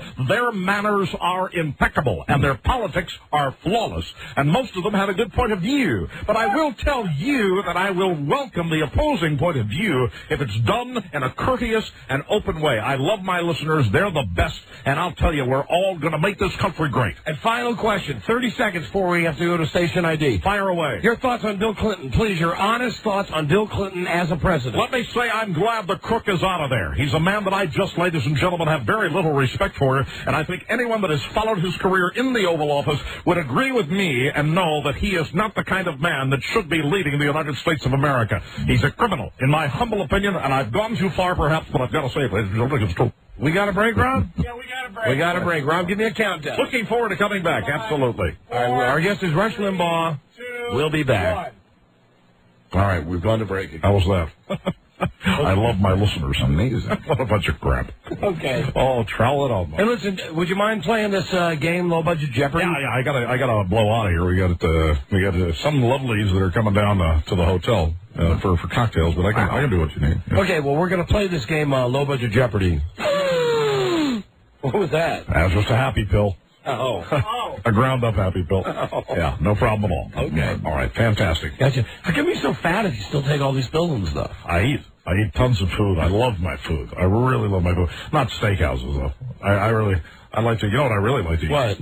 Well, okay, need I tell you? I like to eat at the Y. Oh, yeah. I love to eat at the Y. As a matter of fact, it's my favorite sexual activity. I could eat all night long. Okay. That's what I really like, eating. All right, Rush, we have to do a hard station break now. Hold on, we're coming back on. Robbie, no problem at all. We are back in 5, 4, 3, 2... Rush, we're back. 5 seconds for local stations. Would you please identify this as the Don and Mike Show? This is the Don and Mike Show. Misguided, but very funny. Thank you, ladies and gentlemen. We'll be right back. We'll take the first 2 calls for Low Budget Jeopardy at 877-365-3636. Number 1, Arbitron rated, the Don and Mike Show. When I open the curtain, I see this gentleman sitting on a service cart, sitting down, with his pants down to his ankles. This is Sam Huff. Relieving himself. And I said, sir, this is not a bathroom. This is Sam Huff. Sir, this is not a bathroom. Imagine a small room and a grown man defecating in that small room. This is Sam Huff. All over. Imagine that smell. This is Sam Huff. You can't hide it. It was very bad. Very bad. Very bad. Women love their penises. Don and Mike. All right. We're back. Hi, we're back on the air now, Rush. It's good to be back, Don. I want to thank you, if I could, for having me by, and it's great to be here, and I understand your politics are a little shaky, but I'm still honored, and it's a privilege to come down to one of the lesser networks. Well, frankly, Westwood one? Yeah, absolutely, yeah. I've seen the reports. Well, we're in agreement there. There we go. Fantastic. Thank you. Rush, let's play low-budget Jeopardy. I've been briefed, ladies and gentlemen, I've been briefed on exactly how the game is to be played. I will read these cards that they've given me right now. And here we go. Let's get started. Let's get rolling, shall we? Ladies and gentlemen, this is low-budget Jeopardy. I'm not telling you a fib there. And let's welcome our first contestant. This is our challenger, an accountant from Scarborough, Maine. Let's say hi to Patrick O'Reilly. All right, how do you say Patrick? Hello. Top of the morning to you. Hey, Pat. And now entering the studio is a returning champion. It's a woman. She's doing very well for herself. How do you feel about that, Rush? It's a woman. I think it's a miracle. She's a paint store clerk from Reno, Nevada. Let's say hi to the lovely and talented Kim Phelps. Hey, Kim being our returning low-budget Jeopardy champion, how has it changed your life? Not at all. Not at all. That's a good, honest answer, Kim. And let me tell you something. Honesty goes a long way in this society. And now, without further ado, let's please welcome the host of Low Budget Jeopardy. I urge Patrick and Kim not to skew with LQ. And please welcome Alex Geronimo. Thank you, Rush. Thank you, Don. And Rush, I can tell everybody after talking to you during the commercials, I know how important honesty is. To you. Oh, yep. The most important thing in the world. The honesty is what's gotten me where I am today. And, ladies and gentlemen, I don't think I'm telling any fib here when I say that honesty is the best policy. And I sure hope that everybody lives their life like that. Kids, don't forget that I live with my mom wearing a clip-on tie. Suit by Mr. Guy. Call me Alex unless we're playing the game. And then it's LQ or Quizmaster. And always call him Deep-Fried Dittos. Right. Jeff Christie. Rush Limbaugh. Absolutely. Like the DJ work. Yes, it is. And here are your categories. They are. All right. Name that Major League Baseball training camp state. I could do that very easily. I like the great American pastime, which I still refer to baseball as. I realize a lot of people are pro-NFL and all that, but I love baseball. It's the great American pastime. Name that St. Pat. St. Pat. Hey, fantastic. That's a great idea, and that's tying it into the holiday, which I think is a wonderful theme. How's your kidney? Plastic surgery. Plastic surgery, have none, need none. Through diet and exercise, I have been able to transform my formerly bloated body into this svelte 280-pound man it is today. New on home video DVD. Love video, and I love DirecTV also. Let me guess, is your favorite channel 596? Of course not. I think I know what that is. That's pornography, and I don't support that. I don't think it belongs on television. I think what I really enjoy watching are some of the news programs, CNBC, MSNBC, VCBC. Why don't you just between us? Sure. Can we go to closed circuit for a second? Absolutely. Let me take the mics out of program. Right. Hold on a second, so they can't hear us. Hey, can you hear us, callers? Hello? All right, are we off? They can't hear us. What's your problem? What's going on now? Huh? Well, what channel? Do you watch pornos? Oh, God, yeah. I watch Vivid TV. You watch that one? 596? It's got a double feature. You can actually go 3 hours and get all of it. I watched Buttman in Barcelona the other night. It was fantastic. They had these young streetwalkers that they brought right up to the hotel room, and, oh, my God, it was something special. All right, let me go back to the caller. Sure. Okay, are you guys there? Hello? Yeah. Hey, we're back. Okay, we're back with Low Budget Jeopardy, and it's a pleasure to be here playing the game. Your categories are name that Major League Baseball team training camp state. Very good. Name that St. Pat. Rock and roll dog. Plastic surgery. Oh, boy. New on home video DVD. And states and capitals. States and capitals, highly educational. Tim, you're a girl. We like girls better than boys. We'll start with Yee. May I have new on home video for one? Yes. Stars Brendan Fraser. I have no idea. Patrick, it's your opportunity to steal. Here's a good chance right out of the box to get the game rolling. What is tape heads? Oh, I'm sorry, Patrick. A missed opportunity there. Yes. Tape heads. No, that thing with, what's her name? Bedazzled with Elizabeth Hurley. Good news for you, Kim. I mean, you're in control, and you are the returning champion. Here's a chance for you to go again. Go again, Kim. New video for two, please. Stars John Travolta. God. I know this, but... Another swing and a miss for Kim, but now we're going to go back over to Patrick and see what Patrick can do. Patrick O'Reilly, what do you think? What is lucky numbers? Oh, you got that one right. Lucky numbers. $2 for you, Patrick. This is a golden opportunity for you to take charge. Now, select again, please. New on home video for 3. Stars Michael Douglas. What is Princess Marno? Your 15 minutes of fame is over, Patrick. We're going to go over to Kim and see if she can get control of the board again. No. What a shame. You say for Kim. What is it? Wonder Boys. Thank you, Lord Quizmaster. Back over to Patrick. Let's see what he's doing right now. Go ahead. Let's try name that Major League Baseball training campsite. State. Okay, state. The state that the teams train in. Okay? The state the teams train in. Very good. New York Yankees. What is Florida? You are correct. Absolutely. The Yankees, the Pinstripes in Florida. All right, Patrick. Select again. How about name that Major League Baseball training camp state for 2? Chicago Cubs.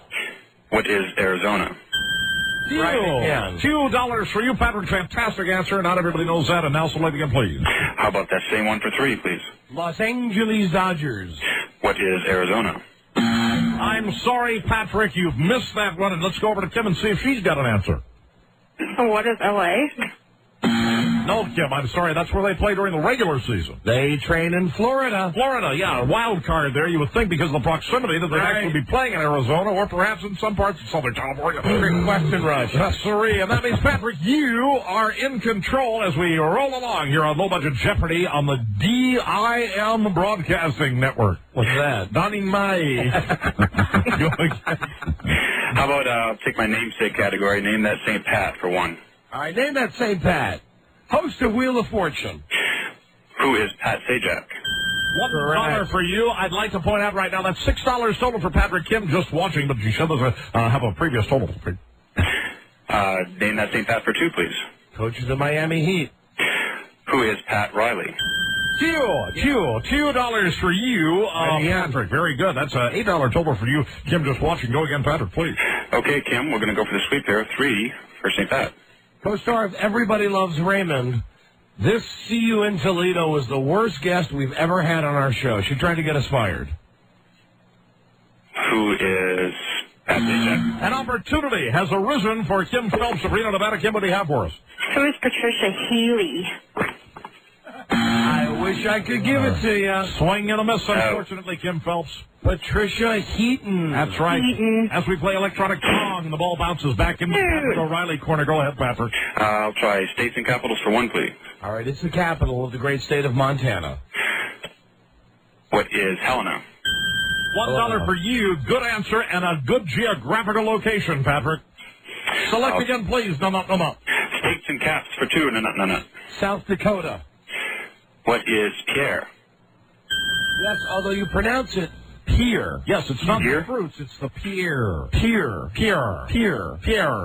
Very good. Is it pier or Pierre? It is Pier. Absolutely, I'm with you. All right, Patrick, select again, please. States and capitals for 3, please. North Dakota. What is Bismarck? $3. I'll tell you something. We may have a new champion in our hands right now. Patrick O'Reilly is blazing a trail. Select again, please, Patrick. I'll try plastic surgery for 1, please. All right, the last category on the board now. Last category on the board. In the year 2000, this was the most popular plastic surgery procedure for women in America. What is liposuction? $1 for you. I'll tell you something right now from Scarborough, Maine. You have done your homework, Patrick O'Reilly, and I want to say salute to you. Salute to you, too. Thank you very much. Now it's time for you to select again as we move through the last category. Plastic surgery for 2, please. In the year 2000, this was the most popular plastic surgery procedure for men in America. What is penile implants? I've had mine about 7 years. It is still working beautifully. Kim, your chance to steal. What is liposuction? No, nose reshaping. I'm afraid only one more opportunity for you, Kim Phelps. You're going to have to go back to normal person land. All right, Patrick. Patrick, your chance to regain control. Go ahead. The last one on the board, plastic surgery for 3. All right, in the year 2000, this was the second most popular procedure, plastic surgery, for both men and women in the United States. What is a facelift? No, Kim, here is the opportunity. It's the last one for you. I sure hope you can grab it and run with it. What is an eye job?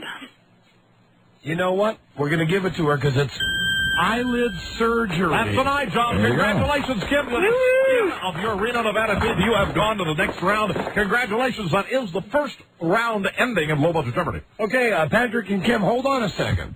Okay? Kids?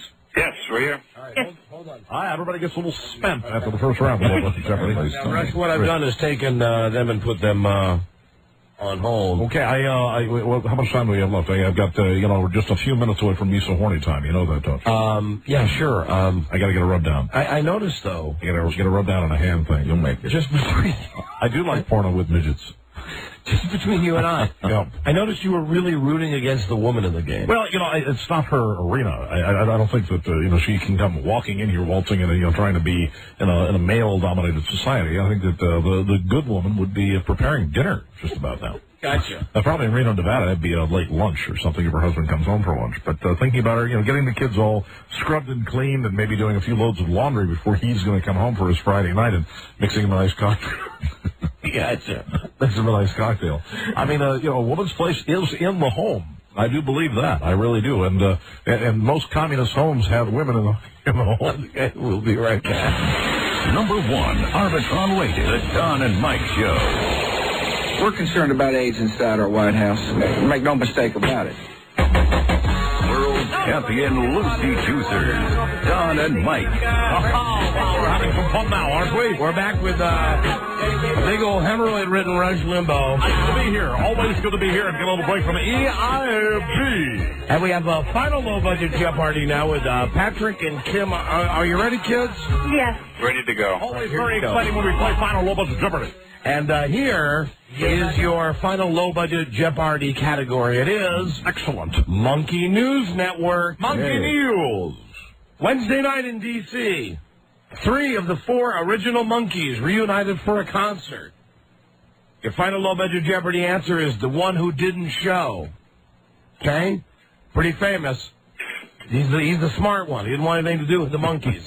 There you go. The one member of the Monkees who didn't show for the reunion concert. Need his name in the form of a question and good luck. All contestants, ladies and gentlemen, on Low Budget Jeopardy receive the Rush Limbaugh Cookbook, chock full of Mama Limbaugh's delicious kitchen creations. Ladies and gentlemen, this book has page after page of tasty items like jelly donuts and butter sauce, beef tips in bacon grease, Butterfinger scrambled egg tart, and twice fried crispy ice cream boats with hazelnuts and cream cheese, topped with a caramel and cheddar ragu, wrapped with pound cake and served with peanuts. Now back to final low budget Jeopardy with Alex Geronimo. Sounds delicious. It is. Eat it for breakfast. Okay. There you go. We're going to go to Kim first. Yes, she's low woman on the totem pole, but she is the returning champion. Kim, the monkey who doesn't tour with the Monkees. Whom is Mike Nesbitt? Mike who? Nesbitt. Nesbitt. Kim had a little trouble with those names. Sorry about that. I can't give it to you. Although it doesn't matter if Patrick has it right. Patrick. Yes, sir. Yes, I'll feel. Who is Mike Naismith? You know, if I'm going to be tough on her... Naismith? I'm sorry. You both had it wrong. You have to pronounce the names correctly. Michael Nesmith. Nesmith. There you go. It's an S and a myth. I was closer. Yeah, I know you were, but unfortunately, close is not going to count this time, Patrick. Right? Close counts and horseshoes, hand grenades. Hand grenades, and I love hand grenades. I know you do. Blow them up first. Ask questions later. Well, listen, you were both close, but I'm sorry that was not exactly right. So it's the type of game that Alan Linewan loves, because we're giving away no money. Listen, Kim, you do get to keep the money you won before. Here now is Rush Limbaugh to tell you guys about your prizes. Rush. Yeah, Kim, your previous total was $27. You get to keep that. I think that's a fantastic thing they're doing here on the Don and Mike program. But let me tell you also that you've got some parting gifts for you, Patrick O'Reilly and you, Kim Phelps. Patrick, of course, from Scarborough, Maine, and Kim from Reno, Nevada. First of all, both of you have won a Book of Shadows Blair Witch 2 DVD CD featuring the new DVD plus CD technology that has made the DVD playable feature film on one side of the disc and the CD DVD. What the? There we go. But wait. That means you got the movie on one side and the May I try again? May I try as only I can try? I'd like to. May I try again? Sure, go ahead. All right, first of all, kids, you won a Book of Shadows Blair Witch 2 DVD CD featuring the new DVD plus CD technology that has the DVD playable feature film on one side of the disc and a CD playable soundtrack on the other. Book of Shadows Blair Witch 2 in stores now. Thank you, ladies and gentlemen, for giving me a second chance on that one. But wait, there's more. You've also won a box of Lucky Charms cereal. I love this. I love it with butter. Happy St. Patrick's Day from General Mills, one of the great companies of the United States. Thank you, Patrick and Kim. Thanks for playing the game with Don and Mike. Thank you, kids. Have a great weekend. Thank you. Thank you. And, well, what can I say, Raj? Absolutely. It's a pleasure to be here, and maybe sometime you could come up and join me on EIB. I really would love to have a bisexual experience. Oh, yeah. You have to go. Always remember and never forget. Moments of Jeopardy is a production of Boron Incorporated and is distributed by King World. Good one, Rob. A bisexual experience. Rob puts them up sometimes, and I just read them. You know, hold on, Buzz. Before we get to the news and the comments, I like it. It worked. We have one last girl coming in to be measured. Oh, good. Fantastic. Now, keep in mind, we've had so many girls signing up for our experiment. Excuse me, not contest. The experiment on Monday. The grand experiment. That we're only going to be able to take the 6 smallest breasted women. Right. To take the all-herbal pill for 3 months. Another good-looking woman. Another cutie. Everyone. You know, I think we can conclude that women with small breasts are very attractive. You know, the next time we play Strip Trivia, we should just ask for flat girls. Yes, women with small breasts. And we get all cute girls. Hi, what's your name? My name's Kathy. Kathy, where are you from? Centerville. What size bra do you wear, Kathy? 34B. 34B. You know, she's probably another one of the big ones, relatively speaking. So you've heard us talking about this, and you're intrigued by the product? Right. I don't want to ever get implants. Yeah, well, that's smart. Okay. Horrible. And you got a boyfriend or a husband that asked you to do this? No, this is just me. Oh. Just you, just a single successful girl. Well, it's measuring time. Yeah, we need you to take that jacket off, please. Yes. And, you know, it's funny because the last 3 women that have done this all have the same reaction, where they kind of don't realize what they're doing until they get in here, and please, there's no need to worry. Little shot. I didn't realize it would be this small. It's an intimate setting, isn't it? Well, would you feel better if we were in a bigger studio? I thought you guys were behind glasses and everything. Like we would be looking at you behind glass or something like that? Well, no, Buzz is looking at you from behind glass. There you go. Something like that. Would you like to go into Buzz's studio and do it? That's okay. Okay, very good. All right. No problem. Take your jacket off. She's cute. She looks like another one of those girls who could be on Dawson's Creek. Absolutely. Long brown curly hair. Yeah, and because we are having the larger breasted women, you know, it might be tough, but we'll see. She could be an alternate. Would you take your shirt off, please? Here we go. Now she's doing the bra trick. Are you doing the bra trick? I'm trying to take it off as slowly as possible. Okay, that's fine. All right. Take your time. We actually don't mind that. That's okay. Not a bit. And now lift up and... Like over? No, you can't keep it over. Here we go. We got to see what's doing. That's right. A very nice brassiere. Just take that shirt off. And you said that is a 34B? Yes. All right, so you're looking to get bigger. Yes. Yeah, like they all are. She looks plenty good to me. Yes. You might want to take the bra off, though. Yes, you will need to see the breasts. Kind of a rule. Like all of your predecessors. And also that helps with the measuring. Absolutely. Now, come on, hold on. She's hiding. Hold on. Oh, she has a tattoo. Hold on. Oh, lovely tattoo. Come on now, arms at your side. There you go. Now, don't be afraid. Come on. All right, Lisa's doing the measuring right now. Oh. Wow. I don't think this girl needs to be in this contest. No, I don't see. I haven't really seen. You see that? I'm only getting the side view. Hey, could you just one little look? So we have to judge. You see, that's our job. Come on. Oh, now you're making us feel. Now you're making us feel dirty. Those are lovely breasts. Kind of the point. Okay. I hate to feel dirty, Rob. All right, Lisa's doing the measurement. Around the nipple now. Mm-hmm. And what are the measurements there, Lisa? 27.5 across. She's, I think, the skinniest one that we had, and then 32. Wow. You know what? She might get in with those measurements. Yeah, but you know what? This is a woman who I don't think needs any enhancement. Oh, I do. Actually, it was 30. Why do you need bigger breasts? I just want to get a size bigger. You want to get a size bigger? Okay. All right. Well, listen, come down Monday. What we're going to do is have all of the girls, Lisa will give you a time. All the girls will be photographed. All the girls will be measured. Right. And the top 6 most worthy. Right. The 6 smallest. The 6 who need it the most, so you might have a problem. Okay. You know, we'll see what happens. But if you don't, we'll buy you a padded bra or something. Okay? We'll buy you one of those water bras. It was very nice to meet you. It was nice meeting you. Thank you for coming down. How did you find the experience? Embarrassing. Embarrassing, but afterwards, really not that big a deal, right? Not that bad. Yeah, we're experienced professionals. Okay. Just remember that. Thank you. Thank you for coming on the show. Yes. She made me feel dirty. We all do. She sure did. She sure did. Buzz, yes. We're ready for some news and some comments now. In a world where owning a radio was strictly forbidden, one man found a way to bring good news to his people. Who's that man? He made it up. Made it up. Buzz, is the lead story going to be that on Monday there's going to be like 10 girls in here and we're going to have to send 4 of them away? Yeah, that's Monday's lead story. What's the lead story tonight, Buzz? Tonight, a verdict in the Puff Daddy trial. Whoa! Oh, really? That's a good tease. Really? Okay.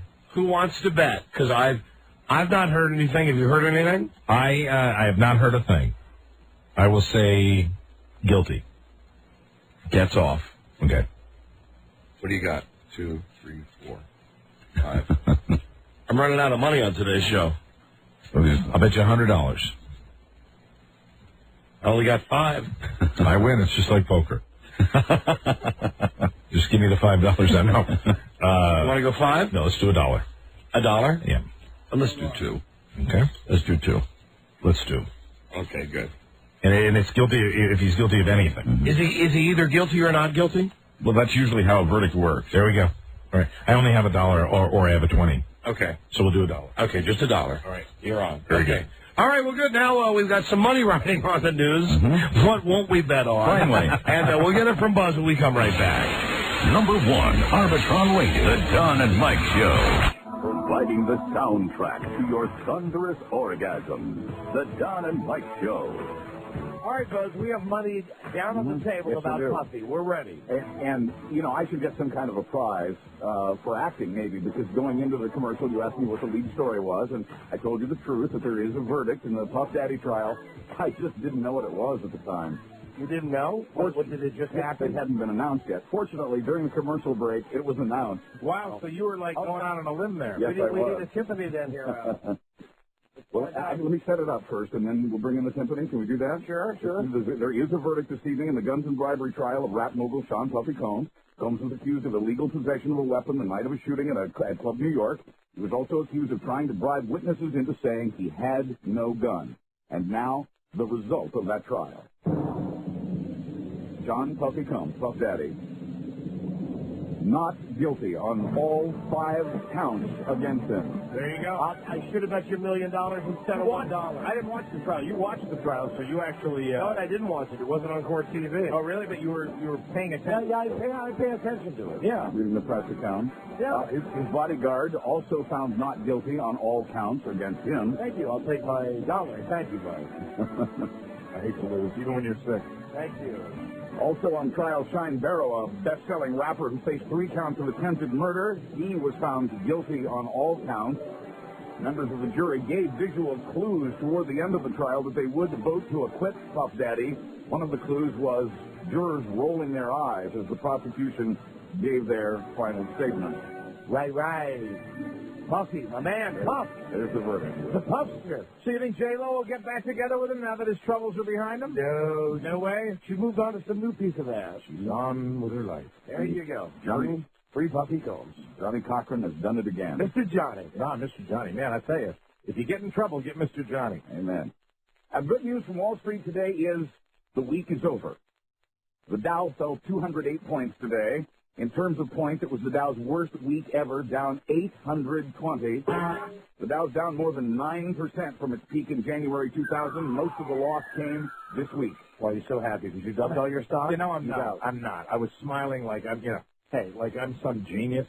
I mean, I got out after losing my ass. I just didn't lose more of my ass, and I feel good about that. What'd the NASDAQ do? It fell 50 points today. The NASDAQ, down 25% from its peak 1 year ago. Today we learned that wholesale prices are up, factory production is down, tech companies are once again warning of lower than expected profits. Yeah, you know, I'm staying with it. Yeah, I was smart. I was ready to flip out earlier this week, and I talked with Frieda, and I talked with our dude at Lake Mason, and you know, he didn't give us any hard sell like this thing. You know, hey, your future depends on it. You just make your decision. You want in, you want out, your decision. So we're staying in. Well, you know, and I even me. I mean, I'm on the side. I am not out. I am ready as soon as things turn. I still believe that in the long run, it is a good place to be. It really is. And I think most people that have ever been in the market, they agree. It's just everybody's got a different threshold, and everybody's got a different point where they really can't be in it. And I reached mine, and but I'm ready as soon as things start looking up again to slowly but surely get back involved in it. And I think a lot of people feel that way. And I think really you're going to see it's not going to be one of these deals where it's going to go up overnight. If you're going to see it slowly but surely, when it hits bottom, the question is where's bottom going to be? Well, I think it's already hit bottom. I mean, that everybody has. I pray it's hit bottom because I can pull all my money out. We all do. Florida's lovely Biscayne Bay. Oh, this is the sound of the market. The market falling, yeah. That's right. We've got amazing. A lot of big tumbles today, bud. Oh, and speaking of falling, the Mir space station has been moved to Thursday. Not Tuesday of next week, but now they're looking at Thursday. Wow. And it'll sound something like that. No. Florida.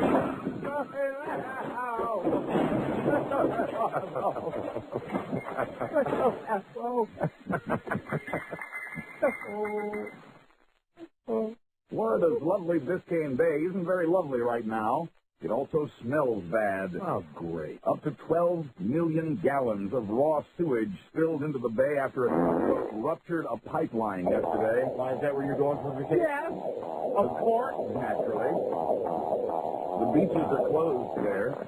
Now, the beaches are still open in Miami Beach, but the swimmers there can smell the mess from Biscayne Bay. Peachy. And if you think you hate your job, divers are now in Biscayne Bay, in Biscayne Bay with the 12 million gallons of raw sewage. 12 million gallons. Looking for the break in the pipeline. They haven't found it yet. No, not yet. Peachy. The water's a little murky right now. Well, they heard that the O'Mearas are coming down there about a week and a half of vacation. Yes, and we'll be dining on the fresh fish. It never fails. It's like the Macy's parade without Santa. It's like Mardi Gras without breasts. New York police have put a ban on beer and booze at this year's St. Patrick's Day parade. Good luck. Listen, yeah, right. Good luck. Right.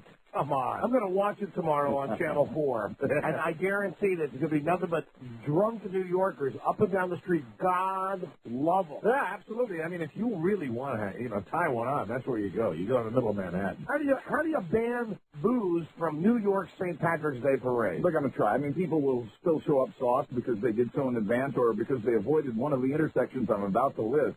306-inch stream of green puke. Oh, hold on. Let's get the important information from Buzz. Where will the cops be in New York? First of all, let me tell you that 300,000 people are expected to line Fifth Avenue tomorrow for the biggest ethnic celebration in the Big Apple. Police say they will confiscate alcoholic beverages this year and in some cases issue summonses, especially near the Port Authority bus terminal, the Staten Island Ferry, Central Park, Penn Station, Grand Central, and the intersections around 6th and Madison Avenue. See, I told you it would work. Right. So just go everywhere except there. Block or two away. Yeah. You should be fine. Go a block there and get drunk on your ass. Or better to get there early and, pick a spot near a bar. Have a good time. Former New York Knicks star Patrick Ewing may be called to the witness stand for some embarrassing testimony. Prosecutors are focused on a strip club allegedly run by an associate of the Gambino crime family. Come on, Patrick. But that's not the embarrassing part. Okay. Hi, Dynamite. Stephen Kaplan, who owns the Gold Club in Atlanta, is on trial with reputed mobster Mikey Scars. Incredible! April 30th. Hey, Don and Mike. Where's your don't know fill a book? Prosecutors want Ewing to testify about the sexual activity that supposedly went on in that club. Hello, Don and Mike. This is Furio Junta from The Sopranos. I never listen to you. Goodbye. Goodbye. Goodbye. Specifically, they want Ewing to talk about the allegation that he allowed a dancer to perform a sex act on him in that club. Well. A club employee has already said on tape that she saw it happen And when she was asked if other basketball players were present, she answered, the whole goddamn NBA. The whole what NBA? The whole goddamn NBA. Buzz, you watched that. I'm quoting a lady here. Watch that. Incredible! Incredible. Hold on. We'll be right back. Number 1, Arbitron Lady, the Don and Mike Show. I don't know whether to laugh or vomit. Proudly inviting all of America to eat their bung. Right. Don Geronimo and Mike O'Mara. Get a spoon. Yep. Get every last drop. Yum, yum. Now here's Buzz again. Hi, Buzz. Hi, Don and Mike. This also just in the news time. Dale Earnhardt's widow and a Florida newspaper have reached agreement over those autopsy photos. Under the agreement, an independent medical expert will view the photos before they are permanently sealed. A court-appointed mediator will choose the expert. The Orlando Sentinel will be allowed to ask the expert 3 specific questions concerning Earnhardt's injuries and the cause of his death. Her lawyer says Teresa Earnhardt is pleased with the deal. She didn't want the photos released. Yeah, who can blame her? The president of a website who is suing to get the photos is not part of this agreement. That'd be crushskull.com. Website, well, I won't even give the name of the address. They've promised at any rate to continue to fight for the photos, which are public record under Florida law. You know, really, hitthewall.com. Honest to God, isn't there a certain time though when you just back off of that? I mean, but I guess not in the internet. Unless you're a website, and then you just keep plugging. Right. Absolutely. You know what? I'm sad to say, I'd look. I'd look too, but if they had them do you agree with me that, you know, really, I mean, just in this climate, because it became this already, and the wife is into it, I'd look too, but I mean, you know. I'd look. I mean, besides, even if they don't somehow, if they come out with some rule that says they can't get there, right, they're going to get there anyway. Of course they are. Somehow they're going to end up on the internet. Yeah, and it's some guy right in the medical examiner's office, right? Usually the National Enquirer counts on that kind of thing. Mm-hmm. Right, so, you know, we're going to see it either way. Oh, yeah. Well, the same state that last year okayed civil unions for same-sex couples is now ready to ban gay marriages. It was the gay issue that got a number of Democrats thrown out of office in Vermont last year. And now there's a Republican majority in the state's House of Representatives. The tide has turned. The Senate still has to approve the gay marriage ban, however, and it's still mostly Democratic in the Senate. Vermont became the first state to recognize civil unions 1 year ago this month. It gave gay couples all the rights, benefits, and responsibilities of marriage without giving them the legal status of married. That's right. We have been actually in negotiations with the manager from L&D Genitals. Yes. To have her marry Ann Heche on the steps of the county courthouse up there in Vermont, and then it fell apart. Those 2 kids broke up. They broke up. Love. You can't count on love. No, Melissa Etheridge and Julie Cypher, they broke up. Right. And supposedly Heche likes the meat. That's what I'm understanding. Yes. From all the tabloid reports that she's been seen with a young squire. Heche is a meat eater. Again, apparently. And I know you're wondering, who is Ann Heche dating? Yes, who? This is Larry Michael, Westwood One, Notre Dame Radio. I wonder. That's right. Darlene's not happy about it. Of course not. Yeah, but she's understanding. She is. Right. The handyman did it. A handyman in California has been convicted of strangling an actress who played key roles in the Alfred Hitchcock classic Psycho. Kenneth Hunt could get the death penalty Monday when he faces sentencing for that murder and one other. How's his brother Mike? Mike Hunt? Yeah. The actress was Myra Davis, who was Janet Leigh's body double and the voice of Norman Bates' mother in that movie. Well, you couldn't even hurt a fly. If your doctor ever decides to throw in the towel, you might want to check to make sure he didn't leave it wrapped around your intestines. In Houston, a man with colon cancer is getting $400,000 out of a lawsuit against the doctor who sewed him up without removing the surgical towel. Get to know Charlie. Sorry about that. Bill Miller Jr. complained of pain after the operation. Doctors waited 6 weeks, though, to make sure it was safe to go back in for exploratory surgery. It's a Snoopy towel. Get to know Charlie. Dr. Charlie, what happened here? We left the towel in there. Me and Joe, we were operating the guy's stomach, and Joe wanted to get a beach towel in there. We threw it in there just for fun. Oops, Charlie. That was my fault, as usual. And in Saranac Lake, New York, a doctor has stopped doing surgeries after another screw-up. He operated on the wrong knee this time. 6 years ago, he operated on the wrong hip. That's when the hospital started writing yes on the body parts that are to be operated on. They say there was a yes on the patient's knee this time, but the doctor operated on the other knee anyway. So now the hospital says it will put red hockey socks on the limbs that are to be avoided, along with the word no. Well, that will certainly take care of that problem. That's the doctor you want to go to. And thank you, Buzz, for the news and the comments and the call 100. Right now, my bladder is about to burst, so I'm going to leave now. You have a good weekend, as good a weekend as you possibly can. Let you know on Monday who wins the money. Absolutely. If it comes out this weekend. Are you going to get some medical attention over the weekend? Yeah, as much as I can. All right, go. Let you know what happens. Good for you. Have a good one. Love you, Frida. Love you, Bart. See you on Monday. Now call 100, phone number 877-365-3636, call 100. Number 1, Arbitron rated, The Don and Mike Show. Millions of high blood pressure sufferers in China are using Z-Strong. It's now available in the United States. Our thoughts are your utmost concern. The Don and Mike Show. Any news from China, Buzz? No news from China, Mike. All right, let's get out of here. In sports, in one of the tightest games of the day, Indiana State upset Oklahoma 70-68 in overtime in the first round of the South Regional in Memphis. And there were upsets today in the first round of the NCAA, including Gonzaga over Virginia, 86-85. Gonzaga won? Yes, they did. Yay! Butler. Gonzaga. I know Charlie would be happy. Butler stunned Wake Forest, holding the Deacon Demons to just 10 points in the first half. The Bulldogs prevailed 79-63. Wake Forest was one of ours, I think. I think so. I don't know. Who knows? I don't have the thing in front of me. Please don't get it out. I won't. Please. Don't worry. In other games in today's first round play of the NCAA, Temple defeated Texas 79-65, and Charlotte ousted Tennessee 70-63. Arizona, Florida, and Illinois were also winners in today's play. All right. And we did have Arizona. Sammy Sosa has agreed to a contract extension with the Chicago Cubs. Over the next 4 years, he will get $72 million. Oh, my God. Sosa, I like that. Sosa batted .305 over the last 3 years, hitting 179 home runs. Oh, my God. And when he turns 60, the Sox will sign him. That's right, absolutely. Only if he blows his shoulder out, Rob. And he has a temper tantrum. And finally, a town official in Maine is in trouble for what he wrote in the memo space on one of his personal checks. Oh, dear. Well, they just put these checks together, and I don't care what people read them. There we go. You've been through this, Mike. Of course I have. The town assessor in Old Orchard Beach was paying for boat registration, and in the memo space he wrote, for sexual favors.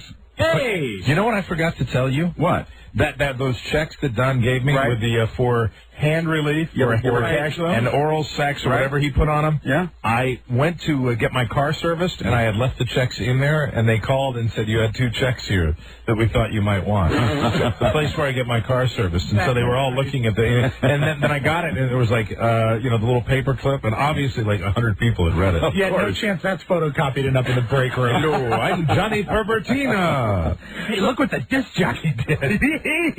So in the memo space for his check to pay his taxes. His what? His check to pay his taxes. That's not easy to say. No, really isn't. His check to pay his taxes. Nothing is at this hour.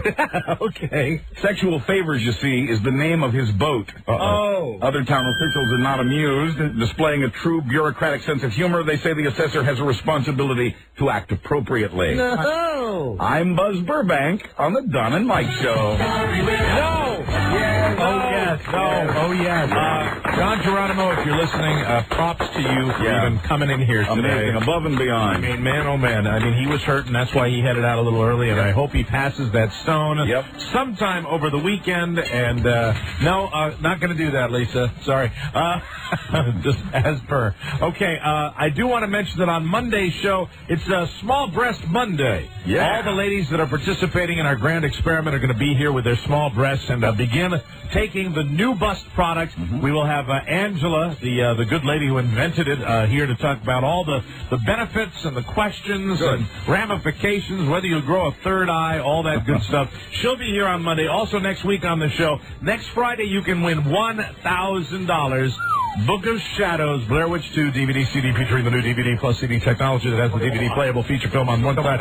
Now the disc and a CD playable soundtrack on the other. Book of Shadows, Blair Witch 2 in stores now. They're making that possible for you to win $1,000. Don will have the details on how you can win that next Friday. Yeah. But we got to get out of here for now, so let's get right to the telephone. Rob, did you take it? All right. Hello. Hello. I am caller 100. You are indeed caller number 100. What is your name, sir? Oh, my God. My name is Andrew. My wife's in the car. She can't believe it. Oh, okay. Oh, listen to her. She sounds like she's practically having one. Oh, pretty much so, yeah. What is your wife's name? Her name is Janice. Well, you folks have won something fantastic. Tell your wife it's going to be a big weekend in your house. Since you're caller 100, you have won a box of Lucky Charms cereal. Hey, honey, we won a box of Lucky Charms cereal. There you go. Happy St. Patrick's Day from General Mills. But wait. There's more? I'm going to say it again. You won a Book of Shadows, Blair Witch 2. I'm going to say this as fast as I can. Do you want me to time you? Here we go. Ready? Oh, yes. You won a Book of Shadows, Blair Witch 2, DVD, CD. Wait. I'm going to start again. Okay, ready? You have won a Book of Shadows, Blair Witch 2, DVD, CD, featuring the new DVD plus CD technology that has the DVD playable future film on one side and one side. Damn it! You won that. All right? 6 seconds. All right. Thank you. Thank you. I was really. Thanks a lot, and have a wonderful weekend. And especially, happy St. Patrick's Day. Let's drive safely out there, okay? Get a designated driver if you're going to be drinking any of that green beer. Okay, my friend? Okay? Sir? Hello? Hello? I thought the phone might be breaking up. No, Mike, I pulled over. Hold up. I think my wife just turned up the radio. She's got to turn it back down. Okay, turn it back down. Congratulations, sir. Have a nice weekend. Thank you very much, Mike. Happy St. Patrick's Day. Right back at you. Put them on hold, Rob. That's it. We have to get out of here. Don, good luck passing the stone. Yeah, seriously, we're all pulling for you. Hope you do well with that. And thank you and good night, Buzz. Thank you. Good night, Mike. Thank you and good night, Rob. Aaron, go bra, Mike. And you know what, Rob? I'm looking for a bottle of Have you no cap? And I believe, someone has cleaned up a little early again this evening. Let's go. Shall we try it? Over the console into the round. He did it again. Now, unfortunately, I did not make it into his mouth. And have a great St. Patrick's Day weekend, everybody. We'll be back on Monday. And that's it. Got to get out of here. So long. Have a great weekend. See a little smile to your head. Till we meet again, this is Sammy Davis Jr. saying, be kind, be nice. And I hope the next performer has the pleasure of having as nice an audience as you've been tonight. And let me leave you swinging. Number 1, Arbitron rated.